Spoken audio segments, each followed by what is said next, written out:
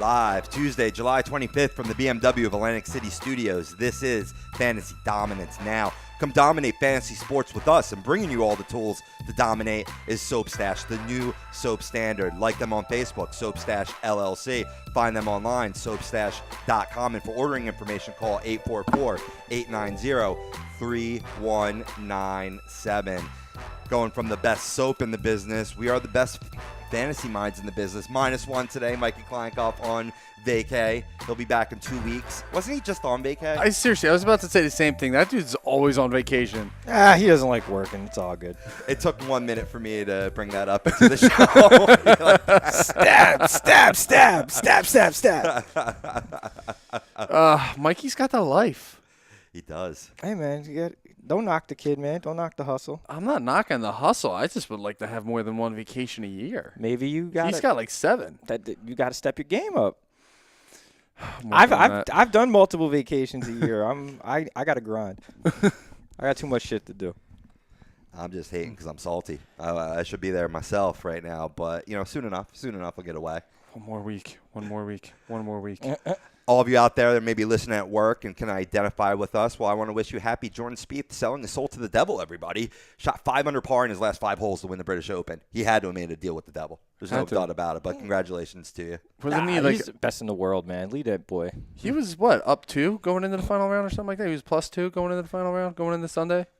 Something like that? I'm not familiar what he was going into, but I know he had an awful drive to where it caused them to make this miraculous shot and only save the hole for bogey. Yeah. And that really set him up for that comeback. I mean, I'm not a golf guy, but I know that he had a terrible Saturday going into Sunday because he was the leader coming into the day Saturday and just shot atrociously and dropped himself back, I believe, into like 2nd, 3rd, 4th, somewhere in there. And then obviously literally pulled something out of his ass. Literally. Insane. I mean, congratulations, Jordan Spieth. That was awesome. Well, let me introduce who is here today. We got the real Mr. Money in the Bank, Brian Daly. I like that. You like that, right? Yeah. Double entendre today, too. Yeah. Alex. We have fantasy football legend over here, Doug Pitchford. Yes. In his own mind. Oh, please. I think the money speaks for itself, bro. It does. I added that last part in. That's legit. And I'm your DFS guru, Rob Povia. Matt Tsudi is bringing all the fantasy dominance from the production chair. I want to start off with a little quick hit on Clayton Kershaw. We're not going to get into injuries today. We got a full laden show that I'll break down here in a little bit. But Kershaw's hurt again, and the Dodgers ace could miss 4 to 6 weeks with lower back tightness, according to initial reports. I mean, we'll get into the whole trade thing and how this affects the Dodgers and how they're going into the trade deadline. But is it something about mechanics? Because you got guys, you got Mad Bomb that was out this year. Now, mind you, that was from an extracurricular activity, but all these herky-jerky type deliveries that you could describe Kershaw, Bumgarner, and Chris Sale for that matter, resulting in this lower back tightness a lot. I see this popping up a lot or whatnot. Do you think this is going to be a recurring problem? Because this is now 2 years in a row that fantasy baseball players lost Kershaw during a key part of the season. I think it could come down to mechanics. I think it's maybe his pregame rituals, routine, stuff like that. Maybe he's just not getting stretched out enough. It could be a number of things. I mean, the dude does do yoga and things like that to keep himself limber. Like, he is that true California kid, so to speak, free spirit, what have you. So I don't think it's necessarily mechanical or body function. I think it's just more wear and tear. I mean, you're talking about a guy who basically throws 8-9 innings, eight innings, complete games every time out. Yeah. Like, that's more of an issue. You can't do that over 30, 35 starts a season. Like, you wear a dude out, especially he's in his 10th year now.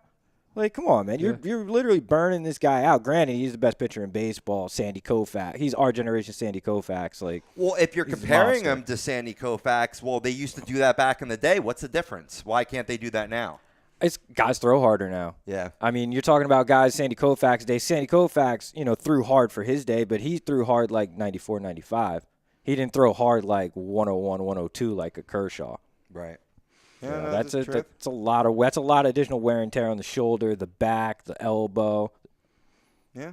No, I mean, this is truth. I think one thing that pitchers don't do enough And actually, during the Mets broadcast last night, they talked about Jacob deGrom doing it, and he's been pretty healthy since then, is constantly throwing. And not just throwing one bullpen in between 2 starts, but multiple bullpens and throwing during the offseason.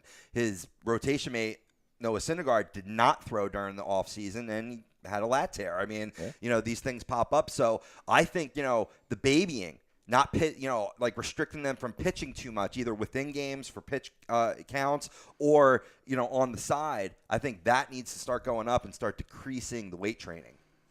I'm with you. I mean, you spend a lot of time not pitching, and your muscles are going to get tight on you, and all it takes is just one pitch for you to tear something, pull something, something to get tight on you, and the next thing you know, you have a DL stint for 4 to 6 weeks. Yeah, this is truth. Yeah. This is absolutely truth. I mean, it builds muscle anyway. Like think about it. Anything you do in repetition, you're going to build those muscles that you're using in repetition. I mean, that's why they always say swimming is one of the best things you can do in a workout, because it works all of your muscles because you're constantly moving your entire body to swim. Well, same thing, it's a similar practice with pitching. I mean, you're going to build up all those muscles in your arm, shoulder, elbow, back, knee, what have you, when you're throwing all the time, because you're throwing all the time. Right. Yeah, that's a good point. Well, now fantasy owners of Kershaw are going to have to be without the ace pitcher for 4 to 6 weeks, as I mentioned, 4 weeks at a minimum. But if you want to maintain the dominance that you've had, even despite a loss of Kershaw, well, there's one way to do that. Like us on Facebook, follow us on Twitter and Instagram, and subscribe to our YouTube channel. You search a2dradio.com. If you got fantasy questions, tweet us with the hashtag AskFDN. I'm at RobbieBLTZ. Doug, you are at? I'm at StatMagnet85. Brian, you are at? Brian_A2D Radio. No matter what the handle, the show, the station, us individually, just hashtag AskFDN. We'll get to your questions live on the show or after the fact. Get you set up to dominate in all your leagues. Let me break down the show for it because we got a jam-packed show. We got to get to it, boys. Fantasy football draft season is about to get underway. We'll give you our IDP League rankings for defensive linemen, linebackers, and defensive back. Just dipping our toe into the football. We'll begin to the offense, I think, over the next couple of weeks, to say the least, get you set up for your drafts. We'll also drop our MLB DFS value plays for DraftKings and FanDuel, along with our stack, fade, and lock of the night on this Tuesday, July 25th. The MLB trade deadline is less than a week away, July 31st. So how will the done deals or rumor guys on the move affect your fantasy team? We'll break it all down. But first, we asked you on Facebook and Twitter, who will be the next player shipped out of town before the MLB trade deadline? We gave you a couple options.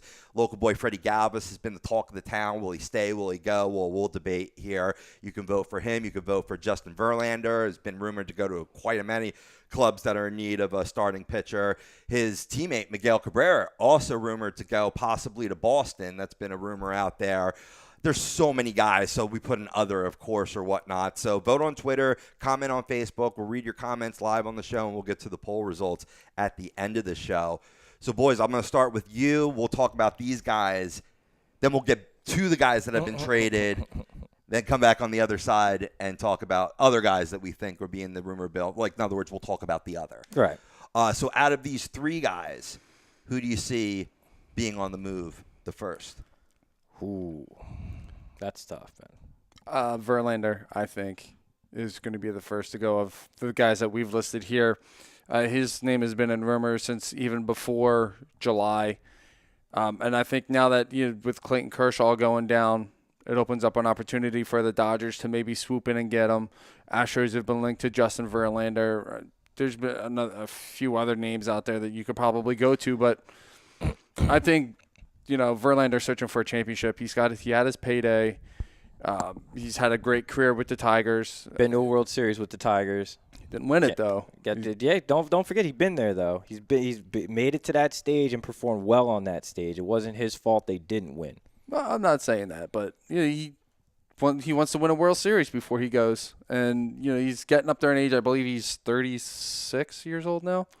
30. I think he's 34 or 35, something like that. Getting up there in age. Yeah. It's time for him to win. He's getting old. He's been a phenomenal pitcher. Isn't that sad when you're old at that age? I was just saying. Well, sports old. I mean, let's be real. It's sports old. He's not old to life. Yeah. I mean, so it's time for him to win. It's time for him to win. And I think his best opportunity, obviously, is to leave Detroit because they're in semi-rebuild mode. Yeah, I can see that. I don't know. I'm impartial, man, because I want to say Freddy Galvis just to make to kind of help make the Philly fans get a little excited about making some moves and getting rid of some of these veteran players. But I just don't realistically see him going anywhere. Like, I don't see a team with that much of a need for a backup infielder or a replacement at short or at second base even, that big of a hole that Freddy Galvis could fill. I just don't see it. One team I could say maybe the Dodgers. They could really value that utility infielder, and they've seemed to be quite often trade partners. It's like, Philadelphia Phillies West. Kind of, yeah, but on this one I don't, only because they already have like 10 of those guys. You got Kiki Hernandez, who plays all over the field. They got Chris Taylor, who they can't even find at bats for, who plays all over the field. Justin Turner. Like, you got like 5 guys that play like 7. So Cody Bellinger. Cody Bellinger's the first baseman playing in the outfield. Like, they got guys that play everywhere. They don't care. So I just don't see that being a real fit. That being said, though, I think Verlander probably is the first of those 3 guys to get traded, but I don't think he's the next guy to get traded. I think it's one of these guys who's not on our poll question is going to be the next domino, only because of recent events with Clayton Kershaw. No, I'm with you. As far as Freddy Galvis goes, he definitely gets moved. I mean, where he goes, I'm still not exactly sure yet. I thought maybe Houston, but Houston seems to have a good replacement for Correa right now. I mean, Galvis is a good shortstop. He does have some good power. He just needs to go to a team that's going to actually utilize him right, and I don't think the Phillies utilize him right. Maybe Minnesota Twins. I mean, they've been active so far, and we'll get to that in a little bit, but I know they could probably use some help on the left side of that infield, whether it be short, third base. I mean, Sano's been filling there, but it'd be ideal to have Sano as your DH. You know what I mean? And then you could slide Escobar over to third, Galvis at short. I think it's not so much looking at the team's needs, but look at the Phillies' needs. And I really think that you're getting the best you'll ever get out of Freddy Galvis. Now is the quintessential time to sell high. His value is not going to get any higher than this. It's only going to drop down, and I think they can get the most out of that. You disagree? No, I couldn't agree more, actually. Could not agree more with you. I mean, it's just finding a partner, though. That's kind of the disconnect that I see at the moment, because a lot of these teams that are in contention, they're pretty strong at short. They're pretty strong at that at shortstop. I don't see him more or less I don't see him being able to slide over to third base. I mean, he can play second. Yeah. You know that. I mean, he's not a great second baseman, but as long as that bat stays, like, you won't care. Yeah, I mean, I completely agree with you, but the only thing that I would disagree with is I think his highest value would have been last year when he had 20 home runs. So I mean, his power hasn't been there. Obviously, his average is subpar. Its average is semi-subpar. I mean, the on-base percentage, though, has been the last 2 years has been what gives him the value he has. I mean, he's definitely taking more walks. He's still striking out a little too much for his size, but he's walking more. They need to utilize his speed, too. The Phillies don't do that. They don't do that with anybody, to be honest with you. I mean, they have a bunch of guys that could be bag stealers, and they just don't utilize it. They don't steal bags. They don't put these guys in the scoring position. Absolutely. A couple comments already flooding in. We got Greg Milokovic saying, Verlander for me, but Miggy is an interesting thought, though. There's a lot of teams looking at first base. I mean, you got the Yankees dying for a first baseman. Even with the acquisition of Todd Frazier, I mean, they could still use a first baseman. The Red Sox, they need a third or first baseman. They brought up Rafael Devers. Well, go get a Miguel Cabrera. You need that big power bat. They're missing that big power bat in the middle of their lineup. That would be the ideal fit. You can either keep him at first base, slide him to the designated hitter, however you choose between him and Hanley. But the ideal landing spot right there. Absolutely. Vespi also saying Verlander, going over to YouTube. We got HDog1669 going, what do you guys think about the Dodgers picking up Verlander? I think that's a very likely stop. It's either going to be Verlander or Sonny Gray. I think they have to get an arm now because Kershaw's gone. Nope. You don't think they're not? Neither. They're not going to get either of those guys. They are going to get an arm. His name is Darvish. Yeah. That's been out there too. That's been a heavy rumor, and now more than ever, especially with losing Clayton Kershaw potentially until the playoffs, you need that big time stopper ace. And I'm sorry, Sonny Gray hasn't proven on the big stage he can do that in the playoffs. Verlander has, but would you rather have Verlander or would you rather have Yu Darvish if you're giving up the assets? I'm taking Yu Darvish. I'm taking Yu Darvish too, but I think it's going to take more to get Yu Darvish than it would take to get Verlander. The Dodgers are the richest organization in all of baseball. They're very deep. They have the best farm system in all of baseball, and they're one of the best teams in baseball. I think this is kind of like the perfect match for both organizations. You know, the Rangers can get a couple of pitching prospects, a couple of really good position player prospects, and the Dodgers get Yu Darvish.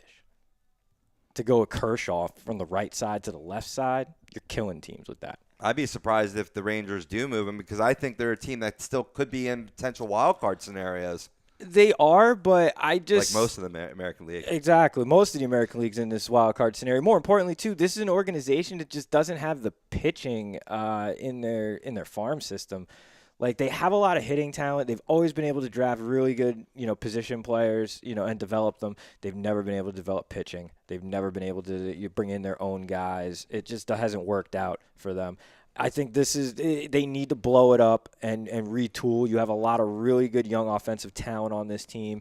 Just, it's a good time to start doing it. Unload Beltre, unload Darvish, unload Hamels. You can get a lot in this market for those three players. And guess what? You could probably turn it around and beat the Houston Astros in a year. Agreed. Yeah. Going on, a couple other statements here. Vespi also on YouTube goes, hearing rumblings of the Rays going after Pat Neshek. Will the Phils pull the trigger? I think so. I think that's definitely What do you think as the Phillies fan here?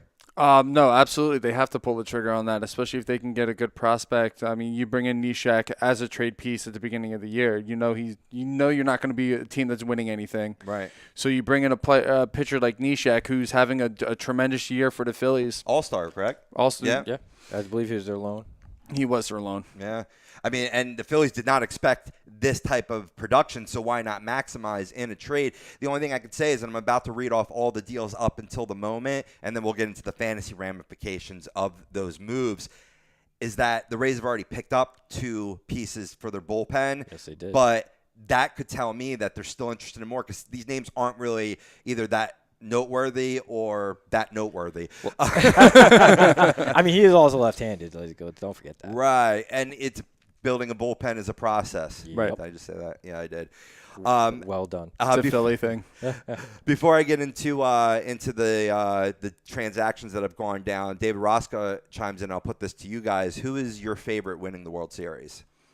Ooh, that's tough. It's tough to answer before this trade deadline to determine who's buyers and sellers. Yeah, see that is a tough one. I mean, if you're a betting man and you're gonna put in, I'll give you 3 teams just because it's really a lot of uncertainty. I mean, I really like the Astros moving forward still, even despite the injuries to Springer and to Correa. I mean, I think this team, once healthy once the playoffs are about to hit in mid-September, they're just going to take off again. And the Springer quad was a scare, too. It wasn't as bad as I thought, so a sigh of relief for fantasy owners there. Exactly. Me included. I'm really high on the Diamondbacks. I really like this team. This pitching staff it's tough. They have a great lineup. I think these are a lot of guys who have been proven to be just hard-nosed baseball players, and they've been able to get through adversity. Mm-hmm. So I really like this team a lot. And I mean, the Dodgers. I mean, you have to put them there every year, but this year feels a little bit different than the last. This might be finally their time. This might be their year because they'll get Kershaw back before the playoffs. So right. Yeah. And you know what? I'm gonna go out on a limb and say if you're putting money on it and you got to pick one team right now today, I'm putting my money on the Dodgers because I do think they go get Yu Darvish, and I think they get Yu Darvish by Saturday. So I'd put money on the Dodgers to win the World Series today. Very interesting. Put a thumbtack in it. I'm not exactly sure who wins it, but I definitely have a funny feeling that this World Series is going to be the Dodgers versus the Astros. Yeah, both teams will be healthy by the time playoffs come around. Safe pick. Yep. Don't sleep though. Don't sleep on the Diamondbacks. Damn right. Yeah, they're making moves, Don't and we're going to talk They about are making that. moves. The other team in the West there is being rumored to be making a lot of moves by July 31st, too, in the Colorado Rockies. So they may be in this equation, too, when all's said and done. I really hope they are, though, because you know what? I think baseball is better when the Rockies are actually in contention because they're just a fun team to watch always because they're always high-scoring games, a lot of long balls, it's entertaining baseball. They need an arm. Yeah, they do. Badly. Badly. I think they get Sonny Gray. Sonny Gray. Really, to the Rockies. Great minds think. I was thinking the same thing. It makes the most sense. I mean, they have the type of offensive prospects that Oakland's been dying for. Like, they have all these guys that they keep bringing up, and you know what I mean? They're decent. Some of them are decent offensive players, but most of them just don't pan out. Yeah. You know what I mean? Go get a David Dahl. Go get a Boom. David Dahl. Go get what's that catcher Garneau? Dustin Garneau, I believe his name is, or something. He's a younger Colorado catching prospect. I mean, there's Tom Murphy. Yeah, but he's another prospect too. Gotcha. They have like four really good catching prospects. They also have Tony Walters, who I'm very high on. You go get a couple of the kids like that, and go get one of their like A-ball pitchers. Done. I mean, they definitely need an arm. I mean, John Gray's been back a couple weeks now, and he hasn't exactly been pitching to the form that he was last year. Or even at the beginning of the season. So he didn't pitch that well last year either, in my opinion, at least. Sure. All right, let me get through these deals real quick so we have some time to talk about those fantasy ramifications. The done deals being brought to you by Gibson Merit LLC. If you go there, your taxes will be a done deal. Give them a call, 215-369-3300. They are your certified public accountants. So, Quintana deal. We've talked ad nauseum about this. If you don't know Quintana as a Cub by now, then you're not really a baseball fan. Basically. Todd Frazier, David Robertson, and Tommy Kahnle go to the Yankees for Tyler Clippard and 3 prospects. Left-handed pitcher Ian Clarkin, outfielders Blake Rutherford and Tito Pola to the Chicago White Sox. The Yanks also received first baseman Garrett Cooper from the Brew Crew in exchange for left-handed pitcher Tyler Webb. Sean Doolittle and Ryan Madsen went to the Nats for Blake Trenian and left-handed prospect Jesus Luzardo and 2016 second-round pick Sheldon Noyce. And they go to the Oakland Athletics. Jaime Garcia and Anthony Recker, old friend Anthony Recker there. Old friend. What a specimen, athletic specimen, dude. You don't want to fuck with you want a wingman with that guy at the bar, but you don't want to fuck with him. No. The Twins get both of those, Jaime Garcia for the rotation and backup catcher Anthony Recker, plus cash for right-handed pitcher Huskar Yanoa from the Braves, if it's pronounced like the former Mets farmhand. Gabriel, yes. Yes. Royals acquire Trevor Cahill, Brandon Marr, and left-handed pitcher Ryan Boucher from the Padres for left-handed pitcher Travis Wood, Matt Strahm, and infielders Ruiz plus cash. I'm not even going near that first name. Estory Ruiz. Detroit. That's pretty good, man. Nice. Detroit Tigers infielder. That's what I do. Dal Lugo, shortstop Sergio Alcantara, and shortstop Jose King from the Diamondbacks. They get J.D. Martinez to really solidify that offense and maybe support your World Series claims. Oh, yes. But, I mean, dude, he's a beast, man. He's like perfect bat and squeeze him right in between those two big left-handed power hitters in Goldschmidt and or I should say between Goldschmidt and Jake Lamb, righty. Yeah. Money. Yeah, it is money. It absolutely is money, and we'll get into that a little bit more in a second. This is a head-scratcher deal for me, guys. Mariners received David Phelps from the Marlins in exchange for right-handed pitcher Lucas Giraldi, outfielder Brian Hernandez, right-handed pitcher Pablo Lopez, and right-handed pitcher Brandon Miller. It's a lot, 4 names. I mean, none of these were quality prospects, but still 4 for David Phelps, who's, your 6th, 7th? Yeah, but you know what, though? I mean, it makes sense for the Mariners because the Mariners are hurting for pitching. I mean, you can use David Phelps as your number 5 starter in a pinch if you need to, and he's got the arm. He can give you 5-6 innings, of decent baseball. Or you can have him as your long man in the pen. He can give you 2-3 innings when a guy's getting beat up or to bridge you to your closer if you have a shit pen, which they do. And he's been highly productive in high leverage situations, too, for the Marlins. Let's face facts. He is having a pretty good season. I don't know. 4 for 1 always gets my radar alert, but maybe that's more fantasy based. Yeah, but I mean, most of these guys are like A-ball players that are like really low ranked within their farm system. So like the Marlins just need organizational depth because let's be real, the Marlins have probably one of the worst farm systems in baseball. all. They also got another arm too, or on top of that, and this is for the rotation. They received left-handed pitcher Marco Gonzalez from the Cards in exchange for outfielder Tyler O'Neill. Now, this is where I'm getting back to Vespe's question about Nishak to the Rays. They got Sergio Romo from the Dodgers for cash, and they also got Chaz Rowe from the Braves also for cash. I mean, these, like I said, Romo is a known name, but he's definitely a shell of his former self. True. Chaz Rowe, I've never heard of him. He's a submariner. I've seen him. I've seen him a couple times. He wasn't very good when I've seen him, though. He's always getting crushed, but I guess he's having a better year this time around. Right. That being said, though, both those guys right-handed, Nishak lefty. I could still see them going that way because I don't believe the Rays really have another lefty in that pen at the moment. So that would make a lot of sense still. Would make a lot of sense. So out of all these names that we talked about, let's wrap up this segment by, what's the fantasy ramifications? Does a player's value go up exponentially? Does it go down exponentially? Like the first example I'll give is David Robertson. He's closing for the White Sox. Not the most glamorous closing job, but still has high fantasy value. Now what? He's seventh inning guy at best. There's a lot of arms. Because Canely too. Canely was supposed to be groomed to be the White Sox closer of the future. They got both, and ironically, both former Yankees. David Robertson in the bigs, Canely as a farmhand. So it's like, man, we gave up on these guys. If we can get that back, and they needed Todd Frazier as well, but it obviously kills Robertson value does it? That's what I wanted to ask you on the show. Does it kill his value? Absolutely. It depends on the league. If you have a league that values holds and gives you, has either categories league 4 holds or what have you, then yeah, his value's still there because he's going to give you that. But if you're in one of those standard categories with like ERA and WHIP and all that, then it's probably going to kill his value. He's still going to give you he's still going to keep his WHIP down. He's still going to give you a low ERA, but he's not going to give you saves. It's kind of a waste. Yeah, I agree. I think his value does drop. He's going from closer role to seventh inning guy, not even the setup guy. So, how much time is he really going to see coming out of the bullpen as a seventh inning guy? Well, the Yankees, they do have a lot of starting pitching issues. They have guys, a lot of their guys barely get out of the sixth. Right, and that's why they made this move because now their starting pitchers, all they have to do is pitch 5 or 6 innings. Right, and kind of a la the Kansas City Royals when they won the World Series, bastards. Right, but it's built the same way. You have the 2 power arms in the back of the bullpen. You have 2 more quality arms, another power arm to boot.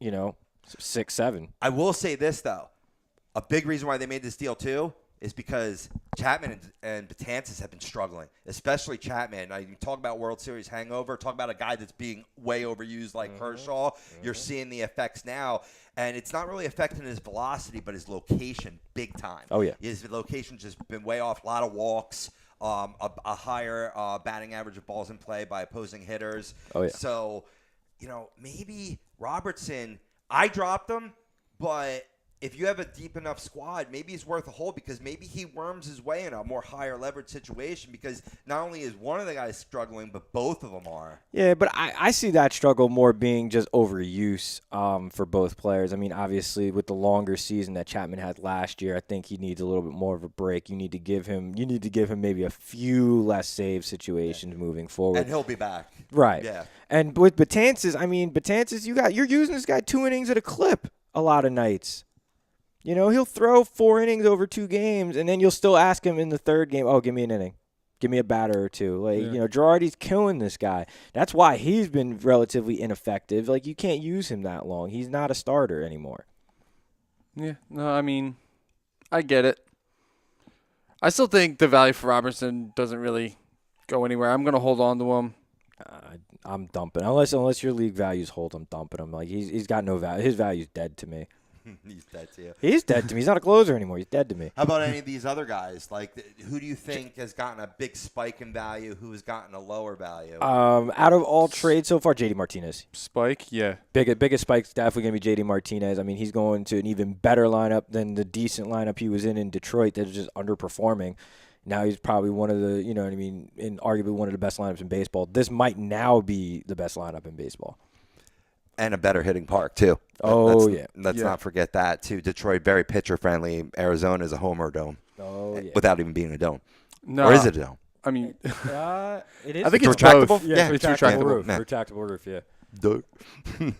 You know, Diamondbacks almost had a huge scare in his first or second at bat when he got hit in the hand. Yeah, I thought he broke his hand too. I was a little upset about that. Yeah, I mean, JD Martinez has always been a good hitter, good power hitter, good numbers all around, and you know, it kind of sucks because Arizona has a plethora of good outfielders. Somebody's going to be losing at bats. Yeah. Well, I mean, David Peralta wasn't playing against left-handers anyway. So that right there helps you at least in that regard because he was already a platoon player because he can't hit lefties for shit. And, you know, it gives you the opportunity to rest A.J. Pollock moving forward with Chris Owings and all these other guys, you know, Brandon Drury, those types of players, you know what I mean, giving him other days off, things like that. So you have that right blend of players in that team right now. I love what I see right now. And then on top of it, Owings can play shortstop, second base. Drury can play second, third, outfield. So, I mean, some of these guys have other positions they can fill, but there's guys like Yusmani Tomas, who's flat outfielder. David Peralta, flat outfielder. These guys are going to be losing at bats. Not that they're, you know, having blow-up seasons anyway, but. Well, Yasmani Tomas was an infielder to begin with. He was a third baseman who never played the outfield before. So, I mean, you can throw him back into the infield. You know, maybe try to get him to play some second base. Get him to, you know, maybe try to learn first base, something like that to help give him a few more bats, give other guys days off. But that's a good problem to have. It is a good problem to have. I'm not saying it's not. It's just, you know, as a Peralta owner, it worries me a little bit. What I'll leave this point on is that it seems like JD Martinez is a bit snake bit. See what I did there? I see what you did there. I mean, he started off the year with a foot issue, you know, delayed, and has been tearing the cover off the ball ever since. Comes to Arizona, gets hit in the hand by a pitch. Thought it might have been a fracture. Turned out it wasn't. X-rays came back clean. Just a major hand contusion. Wound up pitch hitting Sunday night and was in the lineup last night. So they dodged a scare there. But it's a thing, too, is that you got to keep aware of or whatever is that. But they have the depth. That's why I brought this up, is they have the depth in case they need to plug and play. But that could hurt his fantasy value, too. There's a point there. True. Yeah. True. Now, real quick, though, before we hit the break, Cahill? Nay. Any value boost for Cahill going to the Royals? Slight, I think. I think he turns from a guy I wouldn't touch to maybe a pitcher ditch guy, like a guy I'll stream. All right. What and Jaime Garcia going to the Twins? I think he's the same situation. I think maybe his value goes up a little bit more going into the Twins rotation, but yeah, I think he's still another pitcher ditch guy for me. I think it goes up not a lot more, but not a little more. Somewhere, whatever that adjective is in between, because he's got a better offense behind him now. Right. More successful team that's going to translate into a few more wins, but going to the American League to transition. You know, whether you say whichever league is the better hitting league, that's up for debate. But the American League has predominantly always been known, you know, because you have a DH. Right. And when it comes to guys that you've never pitched against, right, I always say advantage hitter in those scenarios. True. You know, I mean, a lot of people would disagree with me on that, but those people aren't here, not here. Not here. Not here. You know where they're not at? They're not at the soap stash. They are the new soap standard, and they want you to treat your skin with the best nutrients and feel clean with the only soap you'll need. The highest grade carrier oils are ingrained in all of their products, which are 100% natural. So contact Soap Stash today for your sample package and give your woman what she deserves. Give them a call at 844-890-3197. Look them up online, soapstash.com. And for specials and to order right on Messenger, like their Facebook page, Soap Stash LLC. They are the new soap standard. On the other side, we might still talk about a couple more of these guys, but we're going to go into guys that the rumor, the buzz, who's out there, who's going, and who will get a spike in their fantasy value. This is Fantasy Dominance Now, only on A2DRadio.com. Don't go anywhere.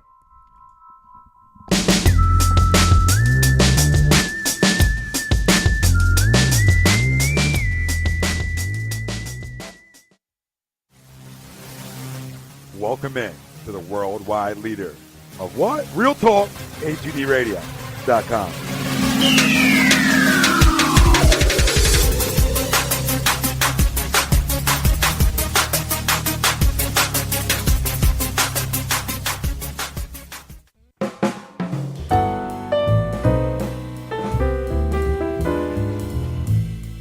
Fellas, You ever come in from that baseball or football game and your woman won't come near you because you stink beyond belief? Then you need Soap Stash. You should never settle for a generic hygiene product that only covers up the stench. Treat your skin with the best nutrients. Feel clean with the only soap you'll need. The highest grade carrier oils are ingrained in all of their products, which are 100% natural and terrific for your skin. No sulfates, parabens, or phthalates, and synthetic fragrance free. Contact Soap Stash for your sample package and give your woman what she deserves. You can contact Soap Stash at 844-890-3197 or visit them on the web at soapstash.com or Facebook at Soapstash LLC. Once again, their number is 844-890-3197. Soap Stash, the new soap standard.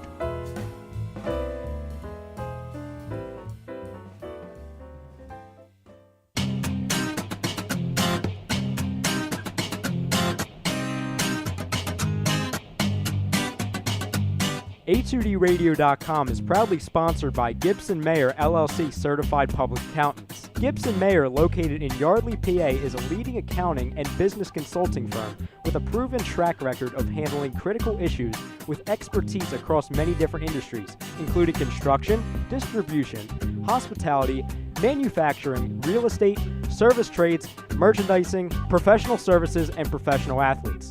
Give them a call at 215-369-3300. That's 215-369-3300. Your initial consultation is always free, and if you tell them that Tom and Mike from AM and the PM sent you, you'll receive 15% off all income tax services completed by February 15th. That's Gibson Mayer LLC Certified Public Accountants, 215-369-3300, or visit them on the web at www.gibsonmayer.com. That's gibsonmayer.com.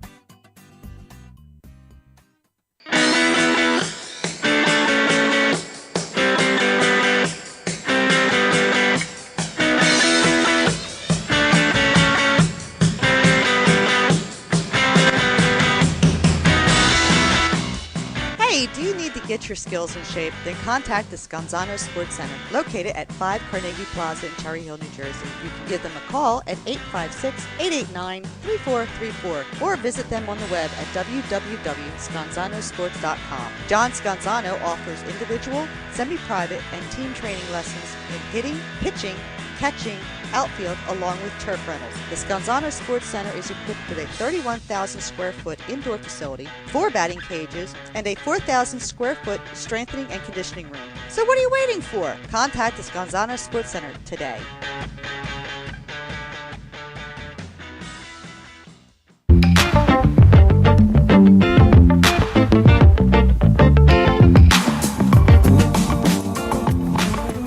A2DRadio.com is sponsored by the Sports Outlet for all your sporting needs. Located at 703 Black Horse Pike in Glendora, New Jersey. Give them a call at 856-939-2030 or email them at sportsoutletnj@comcast.net or visit them on the web at www.sportsoutletinc.com for all your sporting needs. The Sports Outlet. You're listening to Fantasy Dominance Now, only on A2DRadio.com.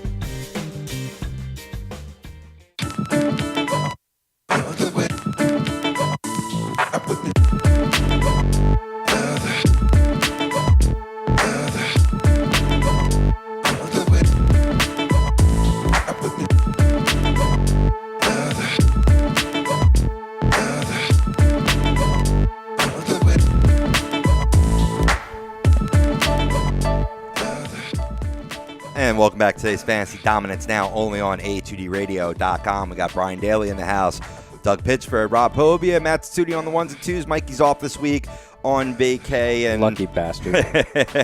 And all of this is being brought to you by Liberty Event Rentals. For all your party needs, give them a call, 267-314-7368.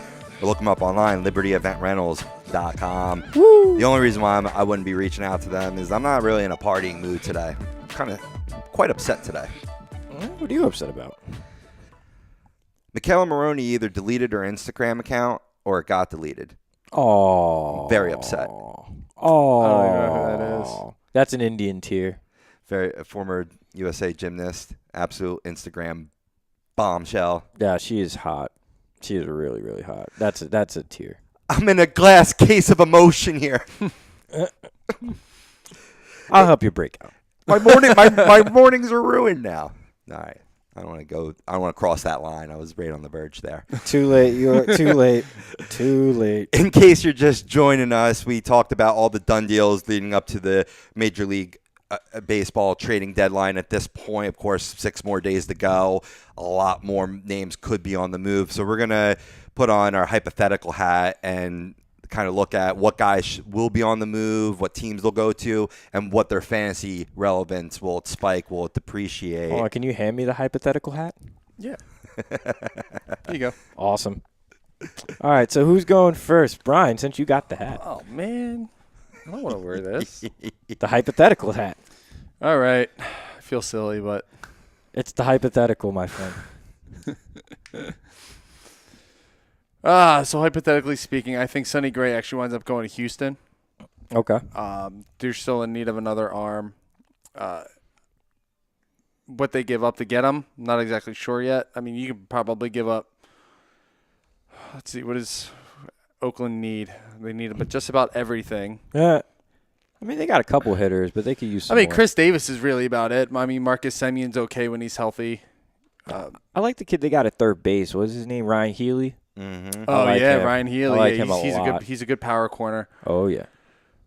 Yonder Alonso. Okay, so maybe you send Oakland back a couple pitching prospects and an outfield prospect or an MLB ready outfielder for Sonny Gray. Derek Fisher, Martez, something like that. Yeah. I like Derek Fisher. Derek Fisher, good player, man. I like what I saw to him, too. And I think Sonny Gray's his value's going to spike. A lot of the pressure is going to be off him in Houston. He's going to probably be a number 3 and number 4 in that rotation with the guys that they've got right now. And the rotation in Houston right now, they're dealing. They're all dealing. So I think that would be a really good deal for Sonny Gray is heading out to Houston. I like it. Who else? Who else you got going someplace else? Fantasy ramifications first. Good call.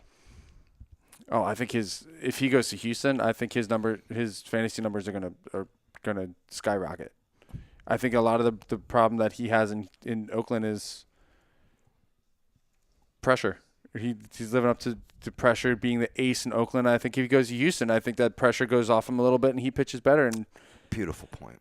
Yeah, and I can see that. Yeah, it's just going to take a lot of pressure off. You see a lot of those ace-like arms that really would be a 2, 3, or 4 on another team in that number 1 position are always pressing because they know I give up 1 or 2 runs, I could lose this game because what do aces always go up against? Aces. Other aces. So, you take that pressure off. I think that's a beautiful point you make, Brian.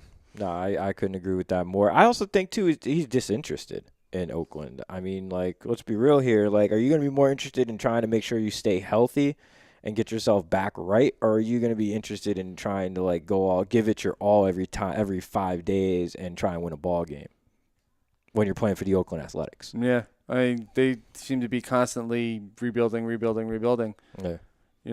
It's only a matter of time before a guy like Sonny Gray gets disinterested in, I want to start winning. When can I start winning? Yeah. So leaving a situation like the Oakland Athletics, going to a place like Houston, even the Dodgers, or really any other contender, it'll be a better situation for Sonny Gray. I can see that. Definitely going to be a better situation no matter where he goes. Unless he goes to Colorado. In that instance, I would say his numbers still go up, but they don't take the huge jump up that they would say if he went to Houston. But like I said, I think he's going to Colorado. Yankees and Brian Cashman may not be done this MLB trade deadline season as the Athletics are really prioritizing what they need, and they're looking at young center fielders, and they have an interest in Yankees prospect Esteban Floria. So, man, they get Sonny Gray. That could put him over the top. I mean, the Yankees could be another good situation for Sonny Gray, too. It's another situation where the pressure's off him. He doesn't have to worry about being the ace over there, and it's a contending team. There's always an interest in pitching for a contending team. It always raises the level of somebody. It doesn't matter what position they play. Yeah. Absolutely. I'm rooting for Houston, too, because then maybe it could kill these Jacob deGrom talks. Give him the hat. All right. Because I already see where you're going with this. Just take the hat. Well, I'm going a couple different ways here. I got a lot of different scenarios up on my board here. Is that but what I look like? Oh, yes. But, Houston's been very much interested in Jacob deGrom, as they should be. As of last night's decision, has won 8 straight of them. I don't think he's going anywhere. Like I said, we've talked on the show that, well, if the Mets are just offered a deal that overwhelms them, how can you say no? I think they will say no, because this is going to be the cornerstone of this rotation, as other guys have kind of dropped off the map completely, a la Matt Harvey, or raised some concerns like Noah Syndergaard. DeGrom is your reliable guy. High five. Yes. So if they get Sonny Gray, then maybe they can kill the Jacob deGrom talks. We talked about Yu Darvish as a possible name going out there. More than likely the Dodgers, but Astros. I don't see it inner division now. That's the thing that kills that. So maybe they send him over to the National League. In terms of relief, I think a guy that will be moved by the trade deadline is Zach Britton, the Baltimore Orioles. Mm-hmm. I mean, I know a lot of the teams that were looking for relief help, the Nationals and Yankees, have gotten that, but there's still teams that could use a Zach Britton. Let's face facts. I'm going to steal the hat a second. All right. Zach Britton's going to the Washington Nationals. Yeah. There we go. Oh yeah, they don't have a closer. They acquired a 7th and an 8th inning guy, or an 8th inning guy and a left-handed specialist. They didn't have it. They didn't get a closer. Well, that's why I'm glad you brought that up, because I was going to ask you before. About this. In terms of the two of them, Doolittle and Madsen. So far, Doolittle has looked really good in that closer role, and he still, I think, per appearance, his whip is high. Yeah. He's given up a walk, a hit, still came out with the save or whatnot. So maybe I could see your point there or what have you. Let's say they don't, the Nationals bullpen is as is. Who do you guys believe now that we've seen a week of them? Who's the guy? Is it Doolittle? Is it Madsen? I think you're going to say it's Britton. It's Britton, Yeah. but I mean, it's still Britton. I mean, plus you wouldn't have to move far. You wouldn't have Right. to move far. I mean, you know what the guy brings to the table because you've seen it up close and personal. And more importantly, you have the money to spend to retain him. Right. When you bring him in free agency and you're trying to win now, that bullpen is atrocious. Realistically, you needed 6 arms for that bullpen. You got 2. So go get Britton. Britton makes up 2 guys right there. So now you got 4. Right. And that's not bad. They don't get him. You think it's just total committee? If they don't get him, they're going to get 2 more bullpen pieces. Yeah. Okay. And I would say Doolittle's your closer. Okay. Gotcha. Yeah, between the two, I think Doolittle is going to continue to be a closer if he's coming out and he's being effective and he's getting the saves and he's helping the team win. But if they get Britton, it's hands down. Obviously, Britton's going to be your closer. I mean, it's the only thing that team really needs is a true professional closer, a guy that is going to get the job done at the end of games. And I'm sorry, that's Zach Britton over anything. Okay, this agreed. deal goes down, right? And you're a Zach Britton owner. Do you expect him to stay at about the same fantasy level? Does he have an uptick or a downtick? Uptick. Oh, he definitely has an uptick. Big uptick in save opportunities. When Nationals win a lot of 1, 2, 3 run games. They win a lot of closer ball games. For a high-powered offense, yeah, that is true. It's surprising, but it's true. Bullpen. Yeah. It's the whole reason why it's a bullpen. Yeah. And the starters, I mean, outside of Max, even though Max has given up some runs, given up some home runs or whatnot, but the staff as a whole, Roark hasn't been the guy that he was last year. Nope. Not at all. Strasburg just came out of the start after 2 or 3 innings. There's another injury. Yeah, he's got a shoulder injury. He might hit the disabled list. They might need a starter now because of that injury. Especially cap that with the Joe Ross injury. They definitely will probably need a starter. Yeah, as far as Zach Britton goes, I don't feel like he gets a lot of save opportunities in Baltimore. The starting rotation is just terrible.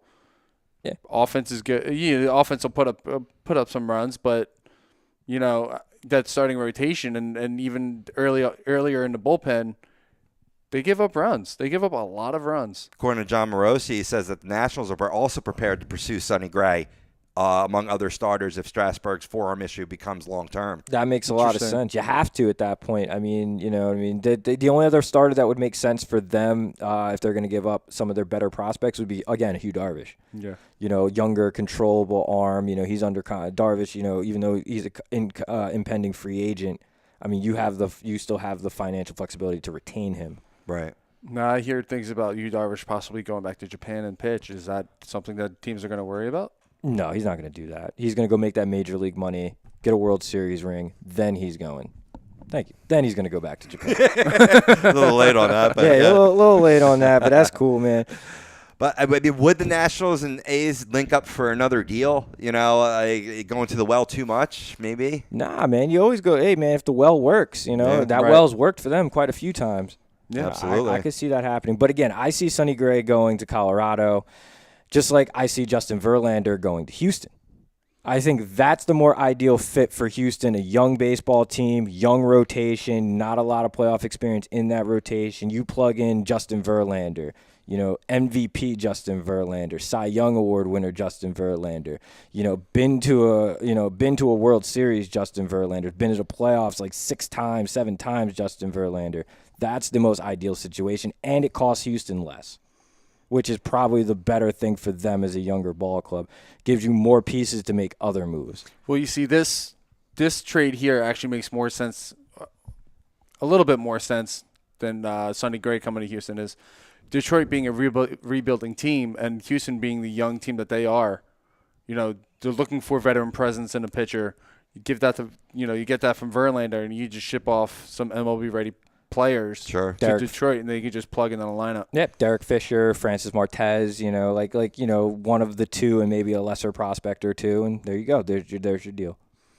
Done and done. I can dig that. Other guys rumored to go, a pair from the Mets, Jay Bruce and Asdrubal Cabrera. I think Cabrera is as good as gone, because now they're even showboating him at third base, and it's actually been described as that. Yep. Yep. They're trying to get rid of him any way possible. Right. I think he goes to Houston. He makes more sense there. Could. Also, the Red Sox. I know the Red Sox have been interested in a third baseman, talking about the San Francisco Giants third baseman, Eduardo Nunez, who is available, been announced by the Giants in trade discussion, so that could be a good fit. This could be a good fit with Asdrubal Cabrera or the aforementioned Miggy. Yeah. Do you think they could think possibly, or do you think when they get him, they would put him at first and move somewhat, maybe like a Hanley over to third base? They could move Hanley back over to third base. You can even move Cabrera back over to third base. That's where I was originally going to say. Yeah. You forget he did play that position at a point in time in his career. I mean, I think he's a little too old for the position. I think he's a little too big for the position now. Hanley physically could probably still man the position. I don't think I would do either of those things, though. I think if they acquire Miguel Cabrera, that's for the DH role / first base. Him and Ram will go back and forth. Mm-hmm. I think they do both moves if they do go get Miguel Cabrera. I think they go get Nunez from the Giants, and they go get Cabrera.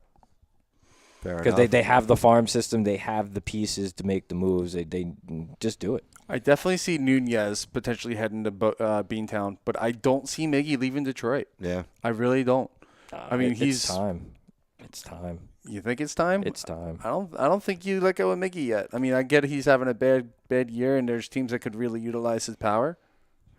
Red Sox. But, you get rid of Justin Verlander, you get rid of Miguel Cabrera, your ticket sales are going to drop. Absolutely. It depends on, is this a sale or is this a fire sale? Oh, no, right. It's a fire. It should be a fire sale. Like, they should trade everybody. Kinsler, just blow it up. I kind of agree with you. I think Miggy does stay put, but I wouldn't be surprised if he goes either. Right. Well, right on the fence, I am. Actually, that would be me. I would be very, very surprised if he left Detroit this year. Yeah. So, fair enough. That's just me, though. Fair enough. I can dig that. I can understand that. A lot of talk about Giancarlo Stanton and or Christian Yelich. Do you see either of these guys moving by the trade deadline? No, not anymore. Not anymore? No. Not happening, period. I mean, they're selling the team. You need those pieces that makes the team attractive for sale. They're not going anywhere. Let's say the Red Sox do get Asdrubal Cabrera. Is he a guy you go out and get right away for fantasy, just move into that lineup? Moving into that lineup, yes. Have to. You'd have to, especially with the switch hitting, being in Fenway Park. It's going to be a lot of doubles. It's going to be a lot of, right-handed doubles, a lot of left-handed home runs. Right. I think a big thing that's going to shape this whole trade deadline landscape is the Cardinals and Pirates figuring out, are we buyers, are we sellers? Yeah. I think that's a really quintessential thing. I mean, we did see them move Marco Estrada, but that wasn't really one of their main guys. So they're kind of teetering on that level because the extra second wild card leaves a lot more teams in contention. It's always a big debate with front offices. Are we buyers? Are we sellers? What do you think? What should these respective teams be, buyers or sellers?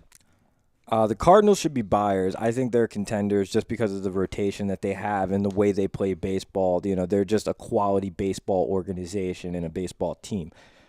The Pirates, on the other hand, I'm really on the fence with that because they have a lot of talent. They have too much talent to be in the position that they're in right now. Right. They should be clear-cut contenders, but they're on the cusp. I mean, I wouldn't be surprised if they became buyers and tried to go pick up an arm somewhere, like a decent arm, because they do have a pretty good farm system. They do have some tradable assets to go get a guy. You know, especially if you go out and trade a couple of those assets, go get try to get a Sonny Gray. You go get a Sonny Gray, you're now a contender type of deal. But they would need that controllable arm that, it's going to be hard to acquire. I think with the Cardinals is, I think they're in some way, shape, or form always a contender. They always have, guys that leave the lineup, but they bring in guys that, come right back and are valuable in some way, shape, or form. The rotation is good in St. Louis. It's just like you said, Doug, they're a good baseball organization. They just know what they're doing. As far as the Pirates go, Pirates have a good offense, I think.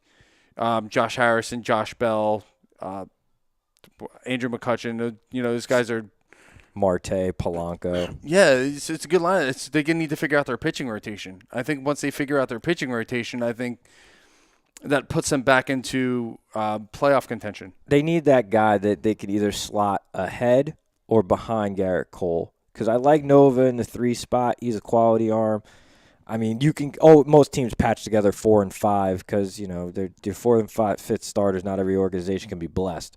So, you know what I mean? If they can get like a number 1 or a number 2 somehow in this trade deadline, yeah, I can see them, you know what I mean, being, buying and being contenders. But realistically, I don't see them pulling the trigger on that. I would assume they would be sellers because I would assume that they would just get rid of McCutchen.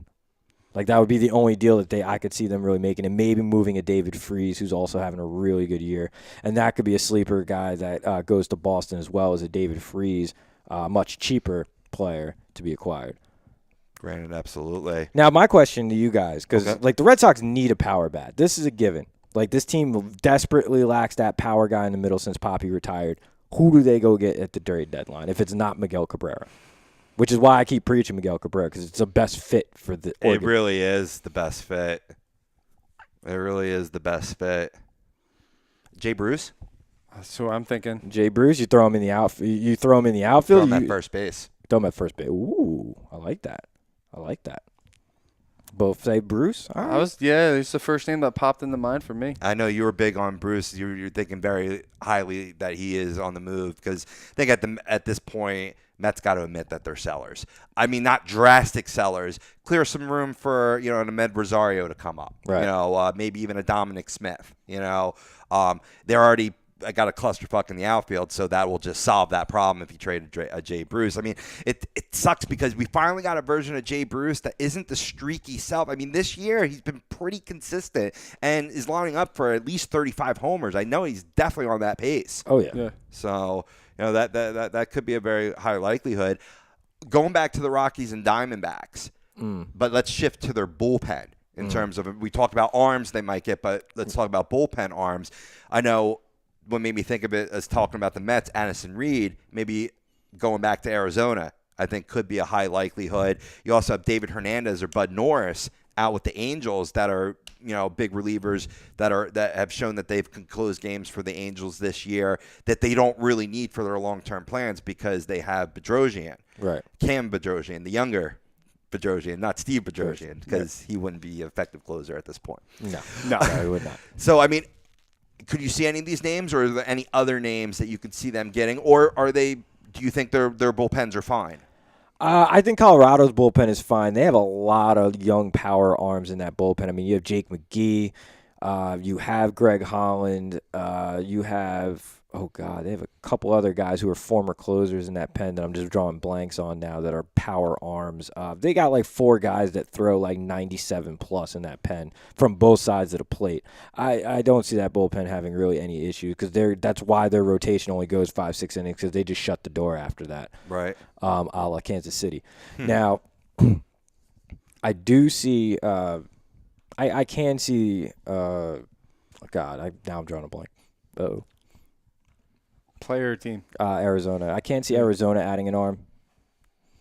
I just don't know who, though. I mean, Addison Reed probably makes the most sense because the Mets are just selling off pieces. But, I mean, who's selling? That's the real question. Who's selling bullpen pieces that are any good at this point? Maybe the Brewers, because they're another team that's sort of in that limbo. Are we buyers or sellers? I mean, there's still only, a half game, full game out of first place as the Cubs were finally looking like they're surging there. Right.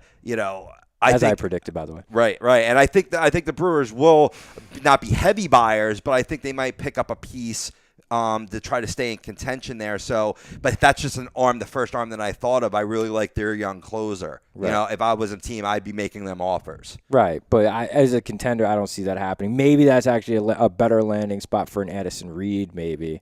Go set up for the young guy out there in Milwaukee. That might actually be something that Milwaukee does. I could see the Brewers making a move too, though. Try to get another starting pitcher for that young rotation.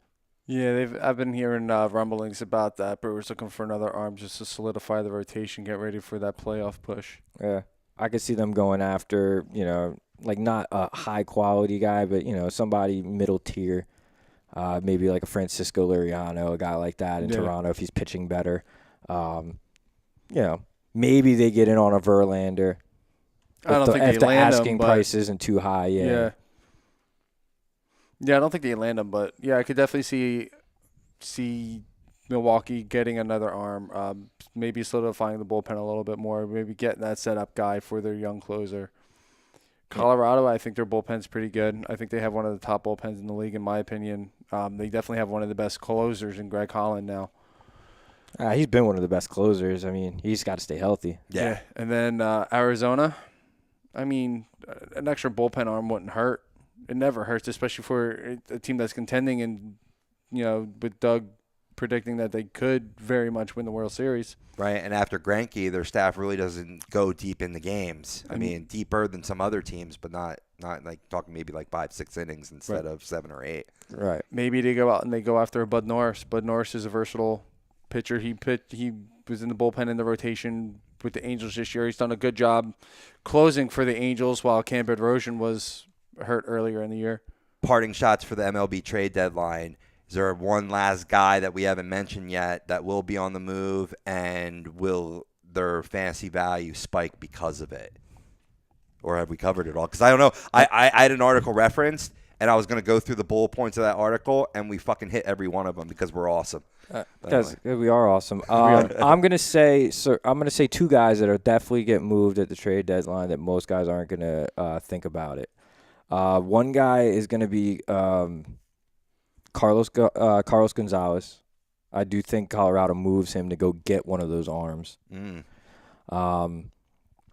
Either that or like one of the other younger outfielders. But either way, one of those big name outfielders in Colorado is getting moved. And that's a good example too. Let's say it is Cargo that gets moved, and he's been in a season-long funk. Do you think a move snaps him out of it like that? Oh, absolutely. Especially depending on where the situation goes to. I personally see him going into Oakland, and I think he takes off in Oakland. Because Oakland could use a star like that in their lineup.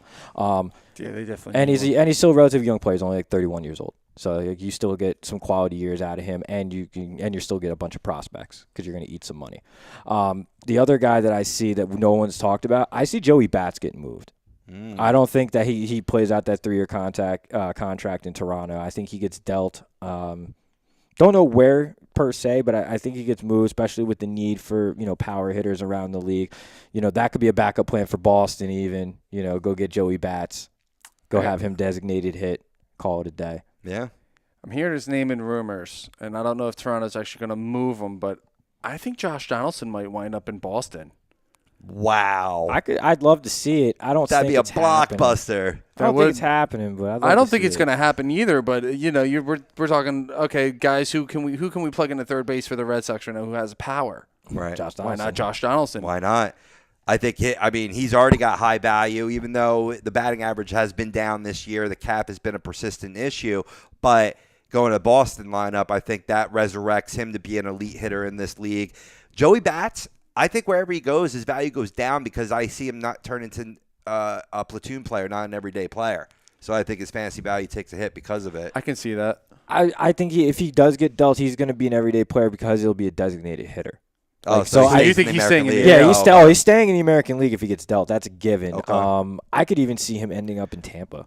But, I mean, he plays a lot of right field. I mean, he could be a right fielder in the National League, especially a guy, they're just looking for an extra piece.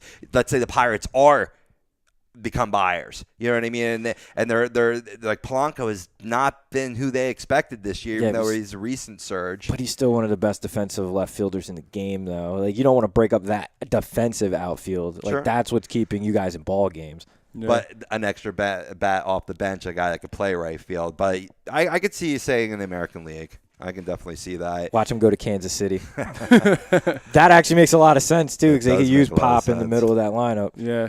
That does make a lot of sense. Another thing that makes a lot of sense, fellas, is going to the BMW Atlantic City dealership right now, because this month they challenge its sales team and they must sell 100 vehicles, which means one thing: you save. Right now, lease a certified pre-owned elite 2017 BMW 320i with xDrive, just $299 a month for 36 months. The ultimate driving experience is closer than you think. BMW Atlantic City, easy to get to, minutes off of exit 37 on the Garden State Parkway. Check them out online, BMWAtlanticCity.com. On the other side, we're going to get to your DFS plays, your value plays, your stacks, fades, locks of the night, get you set up for your FanDuel or DraftKings lineups for tonight. And then we're going to make a little changeover because we are 4x4 here. All fantasy sports we cover here at Fantasy Dominance Now. Woo! Yeah, baby. We're going to go to the IDP rankings for your fantasy football drafts. This is Fantasy Dominance Now, only on A2DRadio.com. Woo!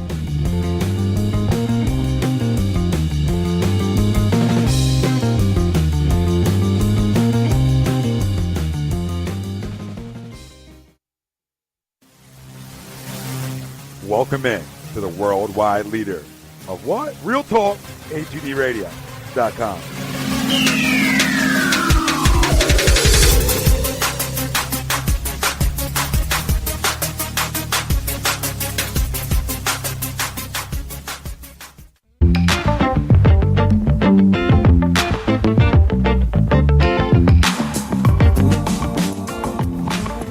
A2DRadio.com is sponsored by the Sports Outlet for all your sporting needs. Located 703 Black Horse Pike in Glendora, New Jersey. Give them a call at 856-939-2030 or email them at sportsoutletnj@comcast.net or visit them on the web at www.sportsoutletinc.com for all your sporting needs. The Sports Outlet.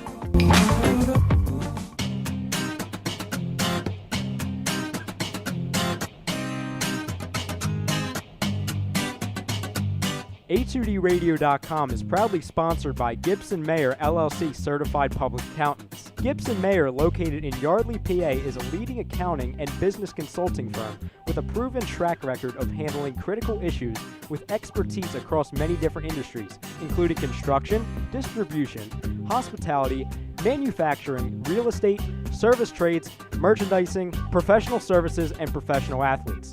Give them a call at 215-369-3300. That's 215-369-3300. Your initial consultation is always free, and if you tell them that Tom and Mike from AM and the PM sent you, you'll receive 15% off all income tax services completed by February 15th. That's Gibson Mayer LLC Certified Public Accountants, 215-369-3300, or visit them on the web at www.gibsonmayer.com. That's gibsonmayer.com.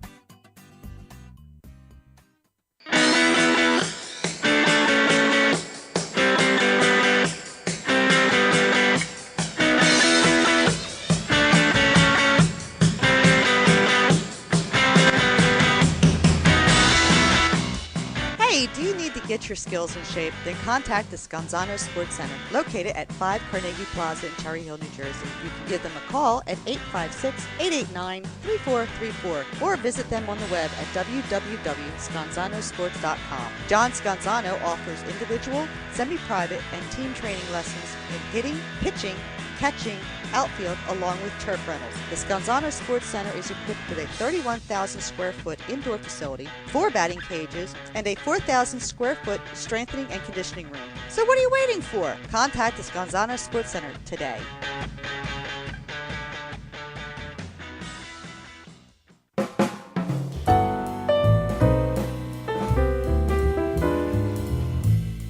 Fellas, You ever come in from that baseball or football game and your woman won't come near you because you stink beyond belief?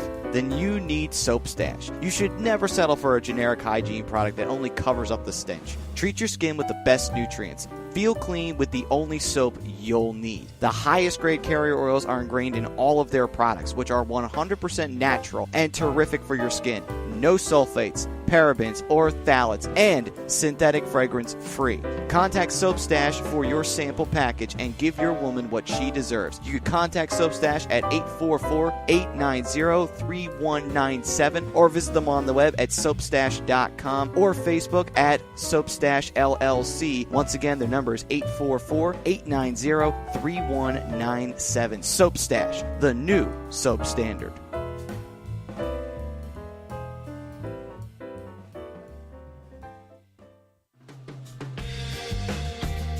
You're listening to Fantasy Dominance Now, only on A2DRadio.com.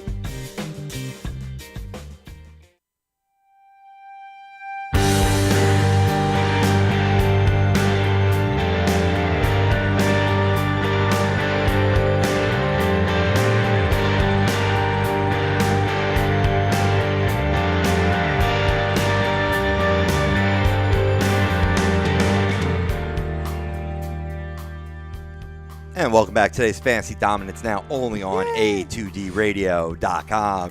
You want in on the dominance, like us on Facebook, follow us on Twitter and Instagram, and subscribe to our YouTube channel. You search A2DRadio.com. If you got fantasy questions, tweet at us with the hashtag AskFDN. Who are we? Brian Daly, Doug Pitchford, Rob Povia, Matt Tensudi's on the ones and twos, bringing you all the dominance today, which is sponsored by the Sports Outlet. For all your sporting needs, go visit them, 703 Black Horse Pike, Glendora, New Jersey.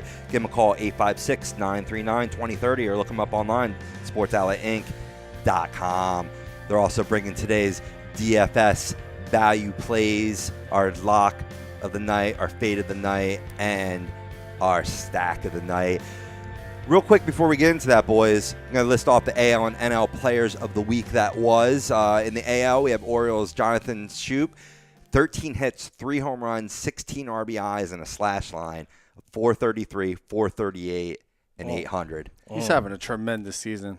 That sounds yummy right there. Second base production in a spot that's it was kind of strong in the beginning of the season, but it's really depreciated over the course of the year. Guys just fell off. I mean, you got some guys showing their age. Brandon Kinsler, Ben Zobrist. You got guys who are just underperforming at the position. Joe Panic, and then you just got guys who are just coming out of nowhere. Jonathan Scope. Exactly. Yeah. Well, not coming out of nowhere. I mean, we all knew he had power, but he's been putting the ball in play a lot more. Yeah, he's having a tremendous year. Now you think that week was impressive. Let's look at the NL Player of the Week, and it was Rockies' Nolan Arenado. Ugh. 11 hits, 4 homers, 13 RBIs, and a slash line of 458, 480, and 1,000 even. Absolutely tearing the cover off the ball. Smack. Absolutely. So let's get to it, boys. DFS plays in hour 2 of Fantasy Dominance Now. Now, this is going to be a tough slate to choose from when it comes to starting pitchers. So let's start there. My buy low pitcher today is Taijuan Walker versus Atlanta. He's $7,200 on FanDuel. He's got a great BVP against Atlanta Braves, and they're the Atlanta Braves, and they're not in SunTrust Park. Don't get me wrong. I mean, Arizona ball can fly out there as well, but SunTrust, any meek lineup will be putting out homers in that Homer Dome. But yes, sir. But absolutely. I mean, you even got Matt Kemp. He's 2 for 9 lifetime against Taijuan. I got Matt Adams 0 for 3. It starts getting a little thinner beyond that. But I think at the dollar value, I think that's a great play for value. I don't know. Do you think you got one better? I do have one slightly better, but it's the same value, so it's kind of like a push. I like Luis Castillo tonight. It's not a great matchup against the Yankees, but the Yankees do strike out quite a bit. And Luis Castillo is a big-time young power arm. Granted, it is at the stadium, but this is a guy who strikes out, a batter an inning, basically. like almost better than a batter an inning, I should say. Yeah, you look at that Reds farm system for pitchers, man. It's just one keeps on just coming up every week, and the taste, the flavor of the week has really been Luis Castillo. I picked him up in our dynasty league, and I'm really hoping you're right against the Yankees because it's the beginning of a 2-start week, and I think his second matchup is much better. So this could be a good start. He's also my two-star pitcher of the week this week. Oh yeah, Luis Castillo, love it. Well, one of my couple. And we're not going to, since we're doing the IDPs, but it's good to spit one out. What is his second matchup? Do you know? For Luis? Not off the top of my head. I'd actually have to pull that up. Give me a second. Yeah, check that out. I would go to Brian's value play tonight for DFS. My value play is actually his opponent. I'm going with Jordan Montgomery tonight against the Cincinnati Reds offense. I like that too. I mean, he struggled for the most part against Minnesota in his last game, giving up six runs on 7 hits, 1 walk, 3 Ks. But going up against the Reds lineup, there's some people to worry about. Yeah, you have to worry about Adam Duvall, Joey Votto. But for the most part, I think it's a much better matchup for Jordan Montgomery. Don't forget Zach Cozart, man, crushing baseballs. You know what? Despite the season that he's having, he still slips in my mind all the time. He is. He's having such a great year. All-star Zach Cozart. Don't forget. Yeah. But I think this is going to be a really good matchup for Montgomery to rebound against. Like I said, it's a good rebound lineup. Oh, it absolutely is. They strike out a ton, this team. Of course, except for Joey Votto. Joey Votto doesn't strike out. Joey Votto watches ball. He makes strikes become balls. He's like the baseball version of Chuck Norris. He'll just stare a strike into outside the strike zone. And just no. Death did once have a Chuck Norris experience. Hey, did you know? What was it? Oh God. Did you know that Chuck Norris was born in May, right? He's born May 5th, I think, 1947. Mm-hmm.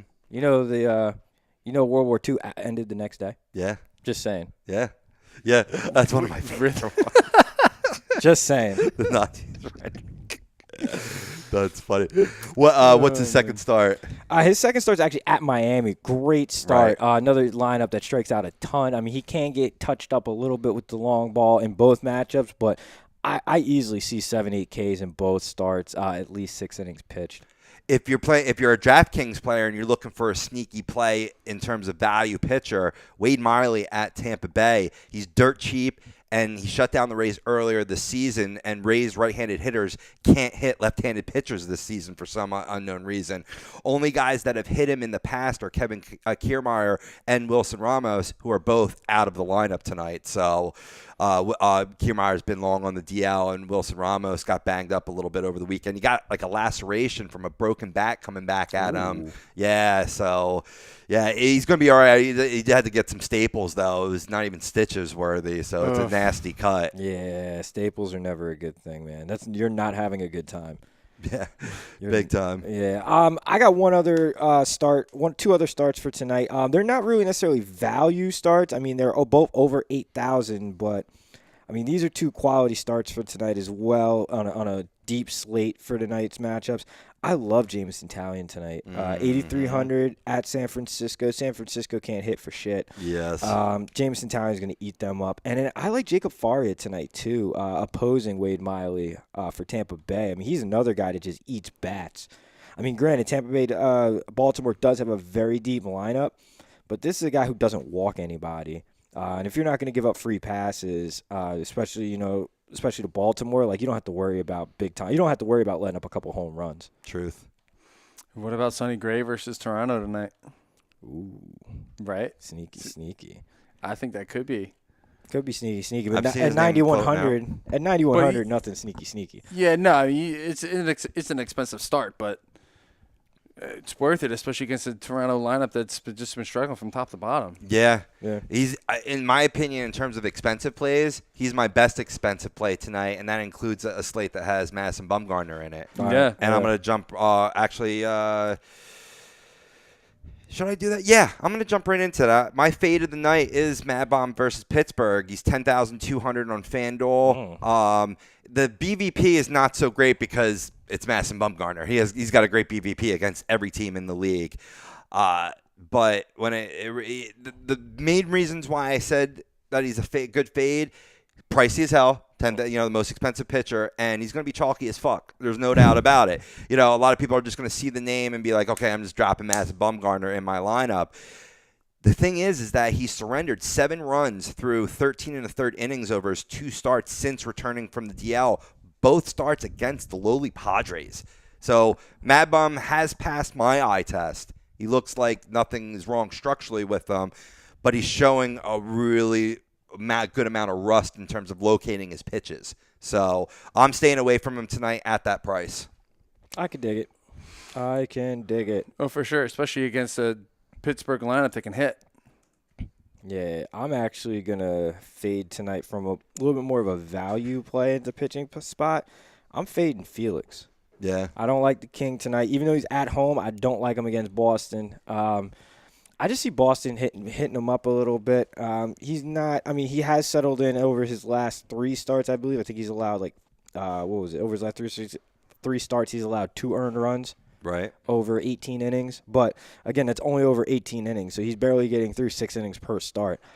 I'm starting to see a guy who's looking like he's starting to break down, unfortunately. And I love Felix Hernandez. I've always been a big Felix Hernandez fan and supporter, but the shine is starting to dwindle a little bit. Absolutely. One last point I just wanted to make I didn't make before with Mad Bomb. If you look at his year totals, right, his K per 9 is only 8.48 this year, while his walk per 9 is 1.56. These are a little bit, granted, he's had a very spotty season with that injury, and I get that. But even beforehand, his strikeouts were down a little bit. So he's just a guy that is always going to be expensive, and I think you can get better production elsewhere from the examples that we've given tonight. I would agree. Yes. Anybody you're fading tonight, Brian, that you're staying away from? I'm staying away from that Toronto lineup, not just because they're facing rejuvenated Sonny Gray, but just because they can't hit worth a shit right now. Anything. I projected the Toronto Blue Jays to be a wild card, if not division winner this year, and they're the exact opposite. So I'm fading the Blue Jays tonight.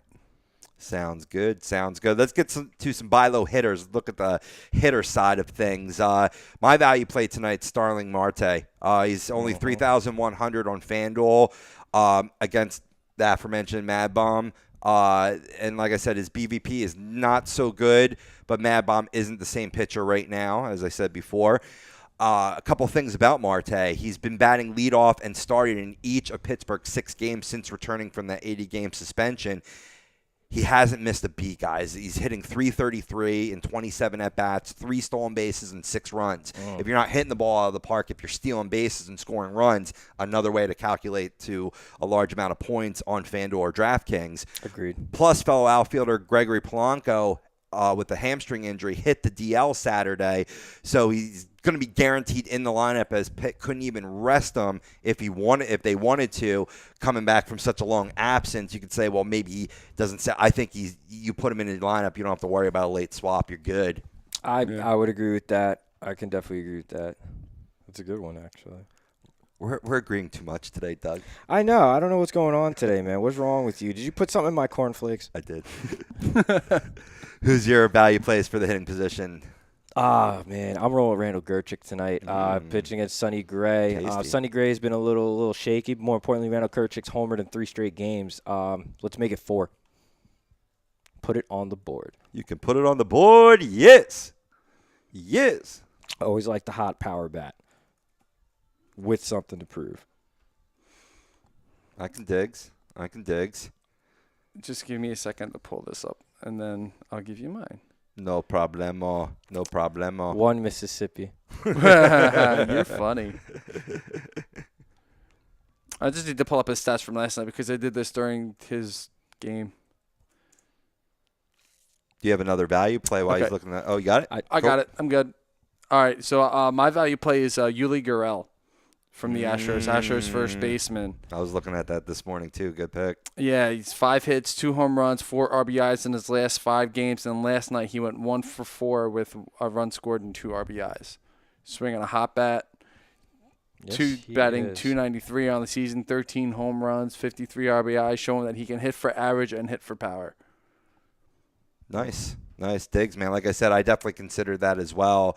In the end, I went my route with Marte. But see, that could bite me in the ass because if he doesn't happen to steal a base or score a run, then there's a likelihood that a goose egg could be popped up there. He was just a lot lower in value than Gurriel, but maybe like talking anywhere from like 4,000. Well, let me not guess. I'll look it up. But it was based on the value or whatnot. But I like the matchup, and I think he could be a great play tonight. The matchup against Nick Pivetta and the Phillies tonight is an absolute godsend, especially after the night that the team had hitting last night. Actually, pretty close. It's 3,300 to Marte's 3,100.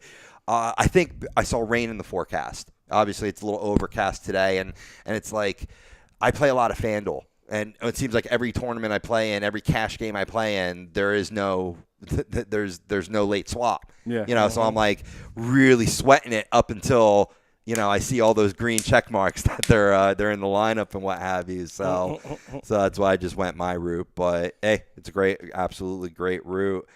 We'll move on to stack of the night. My stack of the night. And I think it's going out on a little bit of a limb, but not much of a limb. I'm stacking the Texas hitters versus Dan Straley. I mean, despite Straley having a fairly stellar year, the Rangers have the highest run expectancy according to Vegas at 5.7, and Adrian Beltre is red hot right now. Just to give you an example, over the last 7 days, he has put up 11 hits and 28 at-bats, including a double, a triple. No homers yet, but he's definitely in that conversation as he's moving towards the elusive 3,000 hit club. I think he's a great guy to start tonight against Straley in terms of BVP. Looking up at this, he's 7 for 26 lifetime, good for a 269 average. Has definitely fared pretty well. Low strikeouts too, only 3 strikeouts against Straley. And guys that I'm going to stack with him, I'm going to stack, because Beltre's 3,700, not breaking the bank. Chu is 3,500. I think that's another guy that I would take a gamble on and stack tonight with Beltre, as Chu is 3 for 8 lifetime, including a home run against Dan Straley. And then the last piece is Rune Odor at only 2,900. He has been scuffling a bit recently, but still 6 hits and 27 at-bats, including 2 homers in that. So there's your power potentiality as well. So I think stacking those 3 guys could do you no wrong. No, that's not a bad stack at all, my friend. It's not a bad stack at all. I'm actually going to go a really weird way. This is going to be one of those stacks where people might scratch their heads a little bit, but it makes a lot of sense. And, I'm going to explain why. I'm stacking Milwaukee tonight against Washington Nationals. I really love the matchup for the Milwaukee hitters against Edwin Jackson. I mean, I'm sorry, Edwin Jackson just doesn't have that power fastball anymore. You know what I mean? He doesn't have that big speed differential between a mid-90s heater and a mid-low 80s, change-up slider combo. Like, he doesn't, the deception is not there anymore, and he's not making bats swing and miss. I see Milwaukee really just creaming the ball tonight, and they're just going to beat him up pretty bad. I like your gumption there, man. It's not something you would think right off the cuff. Yeah, I mean, I could foresee this happening really easy. I'm definitely going to roll with Travis Shaw tonight as part of my stack. Think this is a slugfest? Oh God, it's going to be one of those like 12-10 type of games. They're just going to be popping. Both starters will be out by the 3rd inning. It'll be one of those kind of games. But I really like tonight Travis Shaw as part of my stack. Eric Thames as part of my stack. And I'm either going to throw in Jonathan VR to try and get a couple of those stolen bases and things like that we had discussed over at second base. Or I'm going to try and squeeze in like a Ryan Braun or a Domingo Santana, depending on what kind of money I'm working with. Zach Davies on the other side. Yeah, this is a slugfest. Yeah, that's what I'm saying. Like, this is going to be one of those games you could probably honestly stack both lineups both ways and kind of get a real, mash value out of this. I guess this was a transaction that we missed because I might have just breezed right over it. I didn't even know Edwin Jackson was still alive. Yeah, he got called up from AAA with the Washington organization. He was a reliever for them earlier in the last month or something, mid-month. Had a decent start at Los Angeles Angels, 7 innings, 2 earned runs, 3 Ks, but that's the Los Angeles Angels. Right. You're talking probably a troutless Los Angeles Angels at the time too. I don't know if he was back yet. No, I believe he actually. I think he was playing. I think that was one of his. I think that was his second game back. Gotcha. Yeah, But either way, I mean, that doesn't matter. I mean, Edwin Jackson's not a quality starter anymore in this league, and he's going to get beat up by, the second place. Anymore, he never was. He had promise for a while. Yeah, you're probably right. I mean, he did throw a no-hitter. Yes, he did. There are two of them. Do you have 2 no-hitters? I believe so, yes. Get the freak out of here. I believe he's 2 no-hitters. Wow. Yeah, this start against Los Angeles was a week ago, so yeah, Trout was back, but just back. Yeah. Got it. Brian, what's your stack of the night? My stack of the night is, I feel like it's kind of obvious, and as much as I love my pick on him more than anybody else probably, is the Astros versus the Phillies and Nick Pivetta tonight. Nick Pivetta is showing that he has moments of brilliance versus major league hitters this year since being called up from AAA, but he hasn't faced a team like Houston Astros yet, and I think you could really stack any combination of this lineup and still come out big.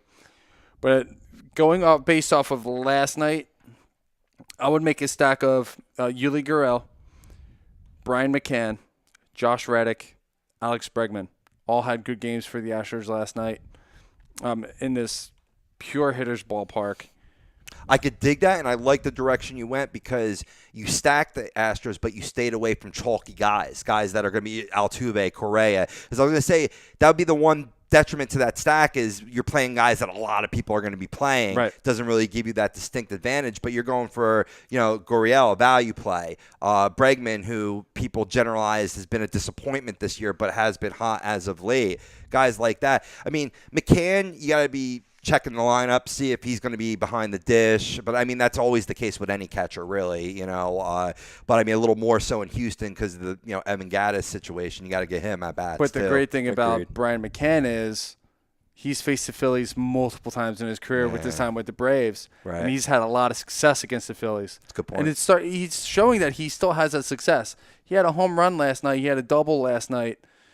I think that's all I remember him hitting, but he knocked in a bunch of runs last night. So, he still has it against he still has it against the Phillies. So, he would definitely should be considered in the lineup stack tonight. Just like Mike Tyson, he still got it. He still got it. By the way, Edwin Jackson, it is only 1 no-hitter. He lost 4 other no-hitters. Wow.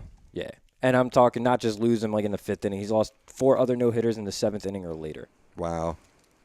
Very interessante. I was actually getting really excited the other day after I acquired John Lester in his first start for me, going 5 no-hit innings, hoping he was going to go to distance. Wound up going like 5 and 2/3 or something like that before giving up a hit to Adam Wainwright. Of course, the opposite number. Of course. Good batter though for a pitcher. Absolutely. A bastard. I mean, he's not going to. I mean, he's no Anto, but. He's no Antani, but, it's not bad. Absolutely. All right, boys, let's wrap up this segment. We'll give our lock of the night, a guy that you have to have in your lineup tonight. What say you, boys? Ooh. That's tough, bro. Mine's easy. All right. Mine's going out on a limb. Go for it. You think yours is going out on him? You go first. I'm going with Mike Clevenger against the Angels. That's who I have. I shit you not. Look. I know. I saw. I peeked over. Oh, did you? 8,200 on FanDuel. Yeah, he's having a phenomenal last 4 starts. 24 innings, 10 hits, 2 earned runs in 4 starts, 11 walks, 27 strikeouts. I think this is the Clevenger that they were expecting to see when they brought him up. No kidding, and man. I think he's finally starting to find his groove. Yeah, like you said, the last 3 starts have been fantabulous. And you look at the BVP numbers, not extensive, but he shut him down. He shut Cole Calhoun, Escobar, all offers. Cameron Maybin has 1 hit, but I don't think he's playing right now. I think he may be on the DL. Let me double-check that real quick. No, Cameron Maybin's playing. He is playing. He's back? No. He was placed on the DL on Wednesday about 5 days ago with a knee issue. Oh, he's hurt again? Yeah. Oh. Yeah. Yeah, so, I mean, not extensive BVP, but – I mean, we were just picking on the Angels before, you know what I mean, in terms of Edwin Jackson. If Edwin Jackson can shut them down, I think Clevenger on this roll can shut them down. And if 2 of us said it, put him in your fucking lineups. Do it now. But there might be 1 more that you can put in there. My guy's Charlie Morton, man. Charlie Morton. You love the Mortons. Yo, man, listen, he's still the poor man's Doc Holliday, man. He's still he's still that guy to me, and he's still a good quality pitcher. I mean, even though he's pitching in that fan box in Philadelphia, I mean, we just went over. They're the Philadelphia Phillies. Enough said. If I can squeeze in one more lock, Go for it. AJ Pollock. On the offensive side, I like it. I was hoping you'd pick an offensive lock. Just saying, AJ Pollock's been on fire over his last 7. 12 for 27, 2 home runs, 6 RBIs. You know, what is it? 9 extra base hits of the 12. I like it. 10 runs scored. Yeah, crushing baseballs right now. Crush. Smash, smash, smack, smack. I'm going to give a few Vegas numbers before we go pay some bills real quick, guys. I talked about highest run expectancy being the Texas Rangers. Let's get to the full list. So, yeah, they're number 1 with 5.7. New York Yankees at 5.44 behind them. Number 3rd, highest run expectancy, the Cleveland Indians, also at 5.44. Washington Nationals slot in at number 4 at 5.41. And Arizona Diamondbacks at 5.27. In terms of biggest favorites tonight, Los Angeles Dodgers and Kenta Maeda at a minus 190.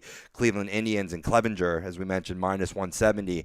New York Yankees and Montgomery, who we mentioned, at minus 165, and Houston Astros, Charlie Morton, minus 160. So, you know, in case you're just laying out some straight bets, we cover that too, man. We got Vegas odds for you. It's no problem. Come on, man. That's what we do, yo. It's fancy dominance now. We just smack the other guys. Bitches. And all this fun is being brought to you by the Soap Stash. They're the new soap standard, and they want you to treat your skin with the best nutrients and feel clean with the only soap you'll need. The highest grade carrier oils are ingrained in all their products, which are 100% natural. So contact Soap Stash today for your sample package and give your woman what she deserves. Give them a call, 844-890-3197. Look them up online, soapstash.com. And for ordering information, to place your orders via Messenger. I mean, how great would that be? Just messenger my friends and be like, I need some soap. I need some shampoo. Boom. It's on your door in a couple days. Great prices. A lot of specials on the Facebook as well. Check them out, Soap Stash LLC. There's no better soap out there. I think we can all testify to that. True. I need to re-up my bars right now. We need to get some more bars. Testify.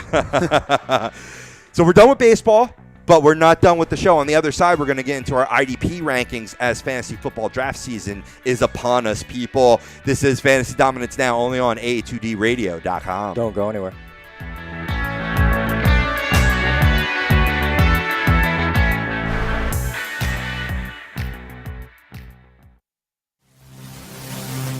Welcome in to the worldwide leader of what? Real talk, A2DRadio.com.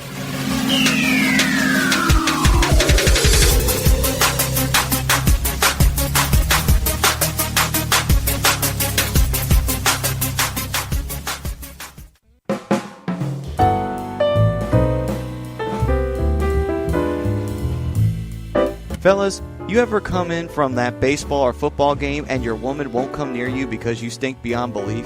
Then you need Soap Stash. You should never settle for a generic hygiene product that only covers up the stench. Treat your skin with the best nutrients. Feel clean with the only soap you'll need. The highest grade carrier oils are ingrained in all of their products, which are 100% natural and terrific for your skin.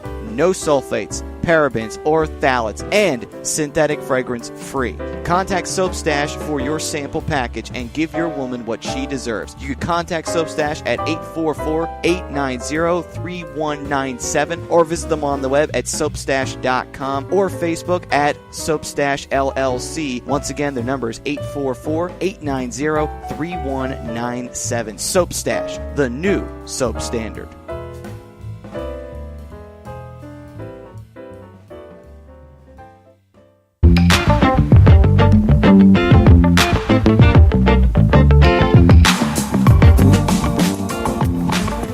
A2DRadio.com is sponsored by The Sports Outlet for all your sporting needs. Located 703 Black Horse Pike in Glendora, New Jersey. Give them a call at 856-939-2030 or email them at sportsoutletnj@comcast.net or visit them on the web at www.sportsoutletinc.com for all your sporting needs. The Sports Outlet.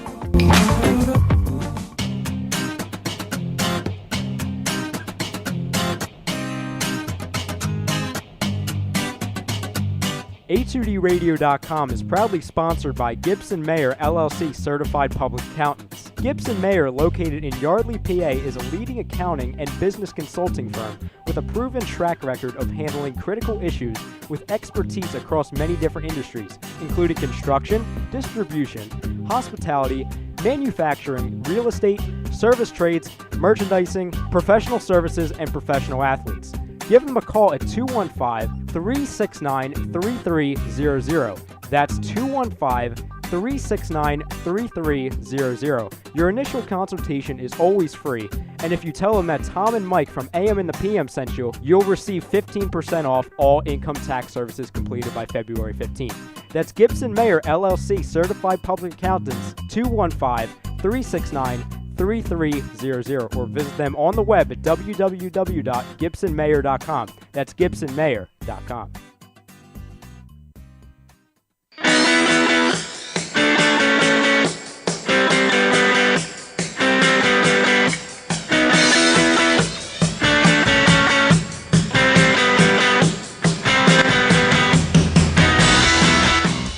Hey, do you need to get your skills in shape? Then contact the Scanzano Sports Center, located at 5 Carnegie Plaza in Cherry Hill, New Jersey. You can give them a call at 856-889-3434 or visit them on the web at www.scanzanosports.com. John Scanzano offers individual, semi-private, and team training lessons in hitting, pitching, catching, outfield, along with turf rentals. The Scanzano Sports Center is equipped with a 31,000 square foot indoor facility, 4 batting cages, and a 4,000 square foot strengthening and conditioning room. So what are you waiting for? Contact the Scanzano Sports Center today.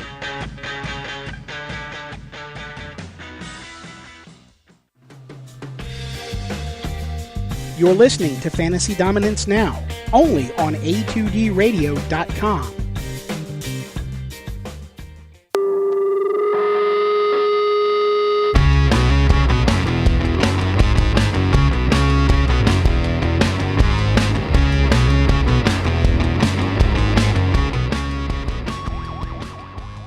And welcome back to today's Fantasy Dominance Now, only on A2DRadio.com. Being brought to you by the Scanzano Sports Center, located at 5 Carnegie Plaza, Cherry Hill, New Jersey. You can give them a call, 856-889-3434. Look them up online, scanzanosports.com. Come get your game in shape. Now, they're primarily baseball tutorials and camps that go down there, but a lot of great training facilities there. So if your son or daughter is looking to get in shape for football camps that are going to be breaking out soon, or if they haven't, they've already, go hit up scanzanosportscenter.com. No better place. Now, speaking of football, it's time to shift gears in the show. Really demonstrate that we're not just baseball. We're going to be huge in the fantasy football. So in case you've been following us a little bit, the party's only just begun. Woo! And I know, Doug, you really wanted to talk about IDP rankings because the majority of your leagues are IDP. Woo! Damn right, man. I love Damn right. Listen, first off, any football league that doesn't include defensive players is not a real football league. Just saying. Like your style. I mean, where to begin? I'm just going to throw out my rankings for positions, and, you guys can, critique, chime in yours after I'm done. But I'm just going to rattle off all 3 positions real quick. And then you guys can, rattle off your own or just butcher my list. I really don't give a shit. That sounds good. I'm going to go do a quick DFS lineup while you're doing that. Nice. I like that. Bastard. Defensive lineman, 1 through 20. I got Khalil Mack as my number 1 defensive lineman. J.J. Watt 2. Leonard Williams of the Jets 3. Daniel Hunter, the Minnesota Vikings 4. Aaron Donald 5. That boy named Sue at 6. Calais Campbell comes in at 7. JPP. Jason Pierre-Paul, for those of you who don't know, comes in at 8. Melvin Ingram comes in at 9. I got Carlos Dunlap rounding out my top 10. Now, my 11 through 20, a lot of names you're probably not going to be recognized with. DeForest Buckner at 11 from the San Francisco 49ers. Olivier Vernon from the New York Giants at 12. Everson Griffin, also from the Minnesota Vikings, at 13. Young Joey Bosa coming in at number 14 for the LA Chargers. Cliff Averill coming in at 15, Muhammad Wilkerson 16, Cameron Wake at 17, Brandon Graham, Philadelphia's own, at 18, Damon Harrison, Snacks as they like to call him, at 19, and Jadeveon Clowney rounding out my top 20. I could dig several of the names I have. I think there's no dispute between the elite defensive linemen in terms of fantasy speaking, because it's different. I mean, defensive linemen generally will not get as many points as, say, linebackers, maybe not even defensive backs, because low tackling situations, you're not really racking up those points with tackling. So several of those guys you mentioned play inside and outside defensive line, linebacker, you know what I mean? So they're like Khalil Mack, for example, you're number one. Right. So I think there's a few guys that can purely produce strictly from a defensive end. And I think it's got to be J.J. Watt, and I'm still putting him number one. I'm not hating you for Khalil Mack last year, but J.J. Watt had an injury-shortened season last year. He's going to go under a lot of radars because maybe they're looking at points from last year. I still think he's the best defensive lineman in the game. I'm with you 100%. J.J. Watt is still my number one. You know that he's going to come out this year, especially after last year, and he's just going to come out. He's just going to hit people. That's what he gets paid to do and what he's going to do. Prove he's healthy. Yeah. And Khalil Mack is my number two. Like, those two guys right there, but, like, to me, back-to-back, they're the two best defensive linemen in the league. Yeah, that's why I have 1 and 2.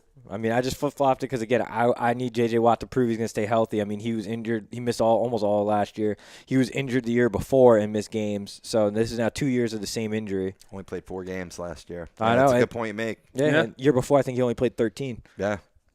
So I mean, look at fantasy production for Khalil Mack. He put on average 165.7 fantasy points. He had 11 sacks, 54 solo tackles. Let's see here. He hit the QB 27 times if you have that as a counting stat. Also, passes defended 3. You know, I mean, when you can get those extra little sneaky stats out of a defensive lineman, that's great. Forced 4 fumbles and recovered 3 of them. He also had 19 assisted tackles. That's 73 total tackles on the year. I mean, that's quality for mainly defensive end. Oakland's more or less playing a 4-3 now. So they're not really dropping those 4 linebackers, and he's not really playing linebacker anymore. He's strictly, like, right up front. Right. Now, does your list of defensive linemen differ from Mr. Pitchford's over here, or is it pretty synonymous? More than likely. Yeah. But it's not just because – I mean, this is going to be my first year really dealing with players that are IDP. Mm-hmm. So I'm new to it, to say the least. I gotcha. Well, you know, with IDP leagues, a lot of people are new to IDP leagues, not just you, Brian. So, you know what I mean? Like, my crash course in IDP is very simple. I always look at, depending on the position they play, I always look first to see how many tackles a guy has. Because, you know what I mean, being able to actually, you know, play the run and play the run and rush the passer, you know, being a 3-down player, whether you're a linebacker, whether you're a defensive back, whether you're, you know what I mean, a defensive lineman, like, those are important things because the more snaps you play, the more opportunities you have for points. Right. You know, and then, you know, I diverge, well, you know, does a defensive lineman play the run to, okay, he plays the run because he does a decent amount of tackles. Now, can he also get after the quarterback? And once you find the guys, those guys that have the combination skills, those are the guys that you really want to focus on first in terms of, especially for defensive linemen, those are the guys you want to focus on first. That's why guys like Khalil Mack and J.J. Watt are what they are. Fantasy football legend right here. That's why I brought it. So basically, guys like Oliver Vernon from the Giants, who has 63 tackles last year and 8.5 sacks. He can do both. Oh, yeah, very versatile. Thing of it is I love, you know, when it comes to fantasy sports, experience really speaks volumes. But I really value fresh perspectives. When you have a guy that's new to a different type of league, you're bringing a different set of ideals, shit that I may have not thought of before. So I am interested in hearing your full list. Okay, well, then I'll run down my list of defensive linemen real quick. At number 10, I have Cliff Averill from the Seahawks. Number 9, I have his line mate, Michael Bennett. 8, Oliver Vernon. 7, Muhammad Wilkerson. 6, Ezekiel Ansah. Ansah. Ansah. At 5, Aaron. Absolute beast from Ghana. Seriously. 5, I have Aaron Donald. 4, I have Robert Quinn. 3, Carlos Dunlap. 2, Khalil Mack, and number 1, I have J.J. Watt. Robert Quinn. I always forget about Robert Quinn. Nah, you can't forget about Robert Quinn. Can't sleep because he's a defensive end linebacker. Great another pick, yeah. Yeah, I mean, I just don't have Robert Quinn on my list, only more because of just, you know what I mean, he doesn't play the run well enough for me. He doesn't get enough solo tackles. But, I mean, you're talking about a guy who's getting, you know, 10, 12, 14 sacks a year. He does make my top 20 in terms of defensive linemen, maybe 18, 19, probably in that genre, that ballpark there. I'll run quickly through my list. I'll go from top to bottom. I got J.J. Watt at 1. I got Aaron Donald at 2. I know it's a bit of a stretch, but I really think he's going to have a fabulous year. Ziggy Ansah that you talked about, absolute beast. He has the potentiality of possibly sneaking up to number 1. I just didn't see the production last year, but he really gets after the quarterback pretty damn well. He does. A guy that I think is going to have another spike, taking another step in his young career, Joey Bosa, I got at number 4. I got Calais Campbell at 5, Muhammad Wilkerson at 6, Oliver Vernon at 7, Carlos Dunlap at 8. Khalil Mack I have at 9, and I know what you're going to say. It's a little low, or a lot low. I get it, but I think the book's out. You're going to see him get double teamed a little bit. That's not going to matter. That guy's too good. Bust through. Yeah, it's very distinctly possible. They did it to him last year. He had more sacks than he did the year before. That's what I'm saying. Now they're going to throw 3 at him. No. And then he's going to show he's J.J. Watt light. Or dark, I should say. Khalil Mack also had an interception last year, too. Bloodsport. On top of it all. Ooh. I'm down with the blood sports. And I got Everson Griffin at 10, Sue at 11, and Hunter at 12. There's that. You guys want to move on to linebackers? Yeah, let's slide into linebackers. Brian, you want to throw yours out there real quick? Yeah, I'll throw mine out there real quick. At number 10, I have Paul Puslesny of the Jaguars. Number 9, Telvin Smith. Number 8, Bobby Wagner of the Seahawks. Number 7, Jamie Collins of the Patriots. 6, DeQuell Jackson of the Colts. 5, Navarro Bowman from the Niners. But I believe they released him, did they not? Navarro Bowman, not yet. I mean, there's a lot of reports saying they're expecting his release. Okay. But that's not official yet. Number 4, Sean Lee. Number 3, Alec Ogletree. Number 2, Levante David. And number 1, I think it's fair to say, is Luke Kuechly. Not so fast, my friend. Oh, really? Absolutely not so fast, my friend. I'll run through mine real quick. I always go extra 10 deep only because these are a lot of other guys because, most leagues aren't 10-team leagues. Most leagues are like 12, 16 teams.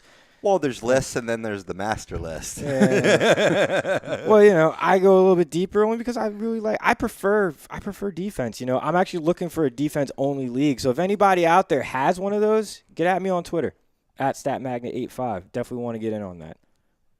All right, so I'm going to go 20 to 1. 20, I got Ryan Shazier. At 19, I have Christian Kirksey. If you have no idea who he is, he's young Cleveland Browns linebacker. Is going to be a superstar. 18, I have Sean Lee. At 17, I have Chandler Jones. At 16, I have Ryan Kerrigan. At 15, I have Vic Beasley. I know a lot of people are going to be shocked about that. He did lead the NFL in sacks last year, but that's all he does is sack the quarterback. Not as much tackles, yeah. Yeah, at 14, I have Marcus Golden. At 13, I have Deion Jones. At 12, I have KJ Wright. At 11, I have Lorenzo Alexander. If you don't know who he is, again, very young Buffalo Bills inside linebacker, excellent cover guy, over 110 tackles last year. Number 10, I have Paul Puslesny. At 9, I have Thomas Davis. At 8, I have Vontae David. At 7, I have Deion Jones also. Double hitter. At 6, I have Alex Ogletree. At 5, I have Von Miller. At 4, I have Quan Alexander. He's a monster, by the way. At 3, I have Zach Brown. At 2, I have Luke Kuechly. Because I couldn't put him at 1 because he's just been too banged up the last couple of years with all the concussion games he's missed due to concussions. I don't trust him to be my number one fantasy linebacker. That honor goes to a guy who plays, and that's Bobby Wagner. Fair enough. Fair enough, indeed. Absolutely. I mean, just looking at his numbers right here, 167 tackles, 4.5 sacks, 1 pick. It's very, very easy to see why Bobby Wagner could be somebody's number 1. Yeah, definitely. I have him at 4. I think he's definitely – if he's the linebacker that I get, I'm pretty happy. Oh, yeah. I'm Absolutely. pretty damn happy as my number 1 linebacker. I mean, really, I'd take almost very any of these deep guys. position now. Yeah, it's linebacker. You can find one anywhere. Absolutely. I'll continue the tradition. I go 16 deep here. Start with Sean Lee, my boy. Von Miller, you guys threw him in your list, or was he out? He wasn't in your list. Okay. I had him at 5. You have him at 5. Because he doesn't just get after the quarterback. He's a true play. He plays the run. He just plays football. He's a playmaker. Love Von Miller. Got it. Eric Kendricks, 14. Vic Beasley at 13. Alex Ogletree at 12. Vontaze Burfitt at 11. Khalil Mack I throw on this list too, linebacker eligible, so I have him at 10. Levante David at 9. Again, if I get him as my number 1 linebacker, I'm pretty happy with this. Agreed. Then I got Jamie Collins at 8. I got Ryan Shazier at 7. I got Telvin Smith at 6. I got... Yeah, this is where I'm going to throw Robert Quinn in. I'm going to throw Robert Quinn in here at 6. All right, wait a minute, I lost track there. Yeah, no, at 5. Pardon me. Sorry about that. Then I got 4. I got Bobby Wagner, as I said. Number 3, I got C.J. Mosley. Number 2, I also have Luke Kuechly at 2 because of the reasons you said, injury concerns. My number 1 linebacker is Quan Alexander out of Tampa Bay. I absolutely had a monster year from him. I think he continues. I think he even puts up higher production this year. I have him at 4. I don't blame you. I can see that. Quan Alexander's a beast. He's an absolute stud. Yeah, just bringing up what he did last year. He was the top-ranked inside linebacker at 174.2 fantasy points on average. Had 49, correction. I did have sex with Katie. He had 145 total tackles, 3 sacks, 7 QB hits, 8 passes defended, an interception, a forced fumble, a fumble recovery, a touchdown. He does it all across the board, across the categories and points leagues. Pretty high on Quan this year again. Crushinator. Crushinator. I mean, I really can't argue with that too much. I'm surprised I didn't hear. You said C.J. Mosley though, right? Yes. On your list, on one of your lists, both of your lists. Yeah, I put him at 3. You have him at 3. Brian, you had him on your list, or Nope. Okay. Why so high? Just coming off injury, you think he just picks right back up where he left off? I really do. I mean, the pedigree's there. Also, great emphasis on defense there in Baltimore or whatnot. And he's one of your key cornerstones as Suggs is getting up in age. I think he's taken over as, captain of this defense. Yeah, that's fair to say. So, yeah, I'm looking for him to rebound pretty good. I could see that. I mean, I love the kid. I think he's a great football player. I just don't have him in my top 20 because I just, these 20 guys are really good. Yeah. Hey, I ain't fucking with your list, not one little bit. Matter of fact, I'll be re-listening to the show and writing down your list. Don't steal my guy in the draft room. I'll be pissed. I'll be 7, you'll be 8, and you'll be like, damn you, Povia. Or it'll be the other way around. Yeah, in that case, I don't care. I get my guy. All right, let's move on to defensive backs. Got 4 minutes left in the shoe. All right, real quick. I'm just going to rattle them off 20-1. At 20, I have Jamal Adams, rookies of the New York Jets. 19, Earl Thomas. 18, Reggie Nelson. 17, Tyrann Mathieu. Yep. 17. 16, I got Harrison Smith. 15, I got Antoine Buffet. 14, I have Jabril Peppers, another rookie. 13, I have Tony Jefferson. 12, I have Rashard Jones. 11, I have Richard Sherman. 10, I have Casey Hayward. 9, I have Marcus Peters. 8, I have Malcolm Jenkins. 7, I have Eric Weddle. 6, Clinton Dix. Yeah, buddy. 5, I got Keanu O'Neal. At 5. 4, I got Kirk Coleman. 3, I got the one, the only Eric Berry. 2, I have Jonathan Cyprien. And at number 1, I got the reigning defending NFL Rookie of the Year, Defensive Rookie of the Year, Landon Collins. Landon Collins. Wow, pretty high on Landon. Have to. He's the best. He was the best defensive back last year, not just in fantasy, but in football, period. Wasn't a guy who had a better year. That's for damn sure. Nice. I got to do my research a little differently for next week. You're throwing out names that I'm like, oh, wait, yeah. Eric Berry, yeah. Eric Berry's the top safety in the league. Landon Collins, yeah. Just a lot of names that I slip my mind. This is why we started off on the defensive side. Get a little warmed up for the upcoming next weeks where we're getting to the offense. Got to start the pot simmering, bro. I am very ashamed of my D-back list. Now, you had Tyrann Mathieu. I did. At what? At 14, 12? I am at 17. 17. Why down on him? I'm not that I'm down on him. I just think that, you know what I mean, coming off the injuries and everything, he needs to reestablish himself, make sure that he, can still be that playmaker that he was in that nickel position. And there's just a lot of talent out there right now. I mean, you have Richard Sherman, who's always among the league leaders in interceptions and tackles at the cornerback position. You have Casey Hayward, who 3 of the last 4 years has either led the league in interceptions or has been in the top 3. You have a guy like Eric Weddle, who's just always been an all-around playmaker. Malcolm Jenkins, who's really shown his worth the last few years in Philadelphia as a playmaker on the defense. Just other young guys. Kurt Coleman really, taking a step up. Keanu Neal's a beast, bro. Yeah, I did give him some love in terms of young players. I went with a lot of big names, though. I'll admit it right off the top. I'm just going to give my top 10 real quick. I got Cam Chancellor at 10, Eric Berry at 9, Eric Weddle at 8, Malcolm Jenkins at 7, Clinton Dix at 6, Landon Collins at 5. I have Tyrann Mathieu at 4. I'm a big Tyrann Mathieu guy. That's why I asked you about it. Maybe I have him too high then.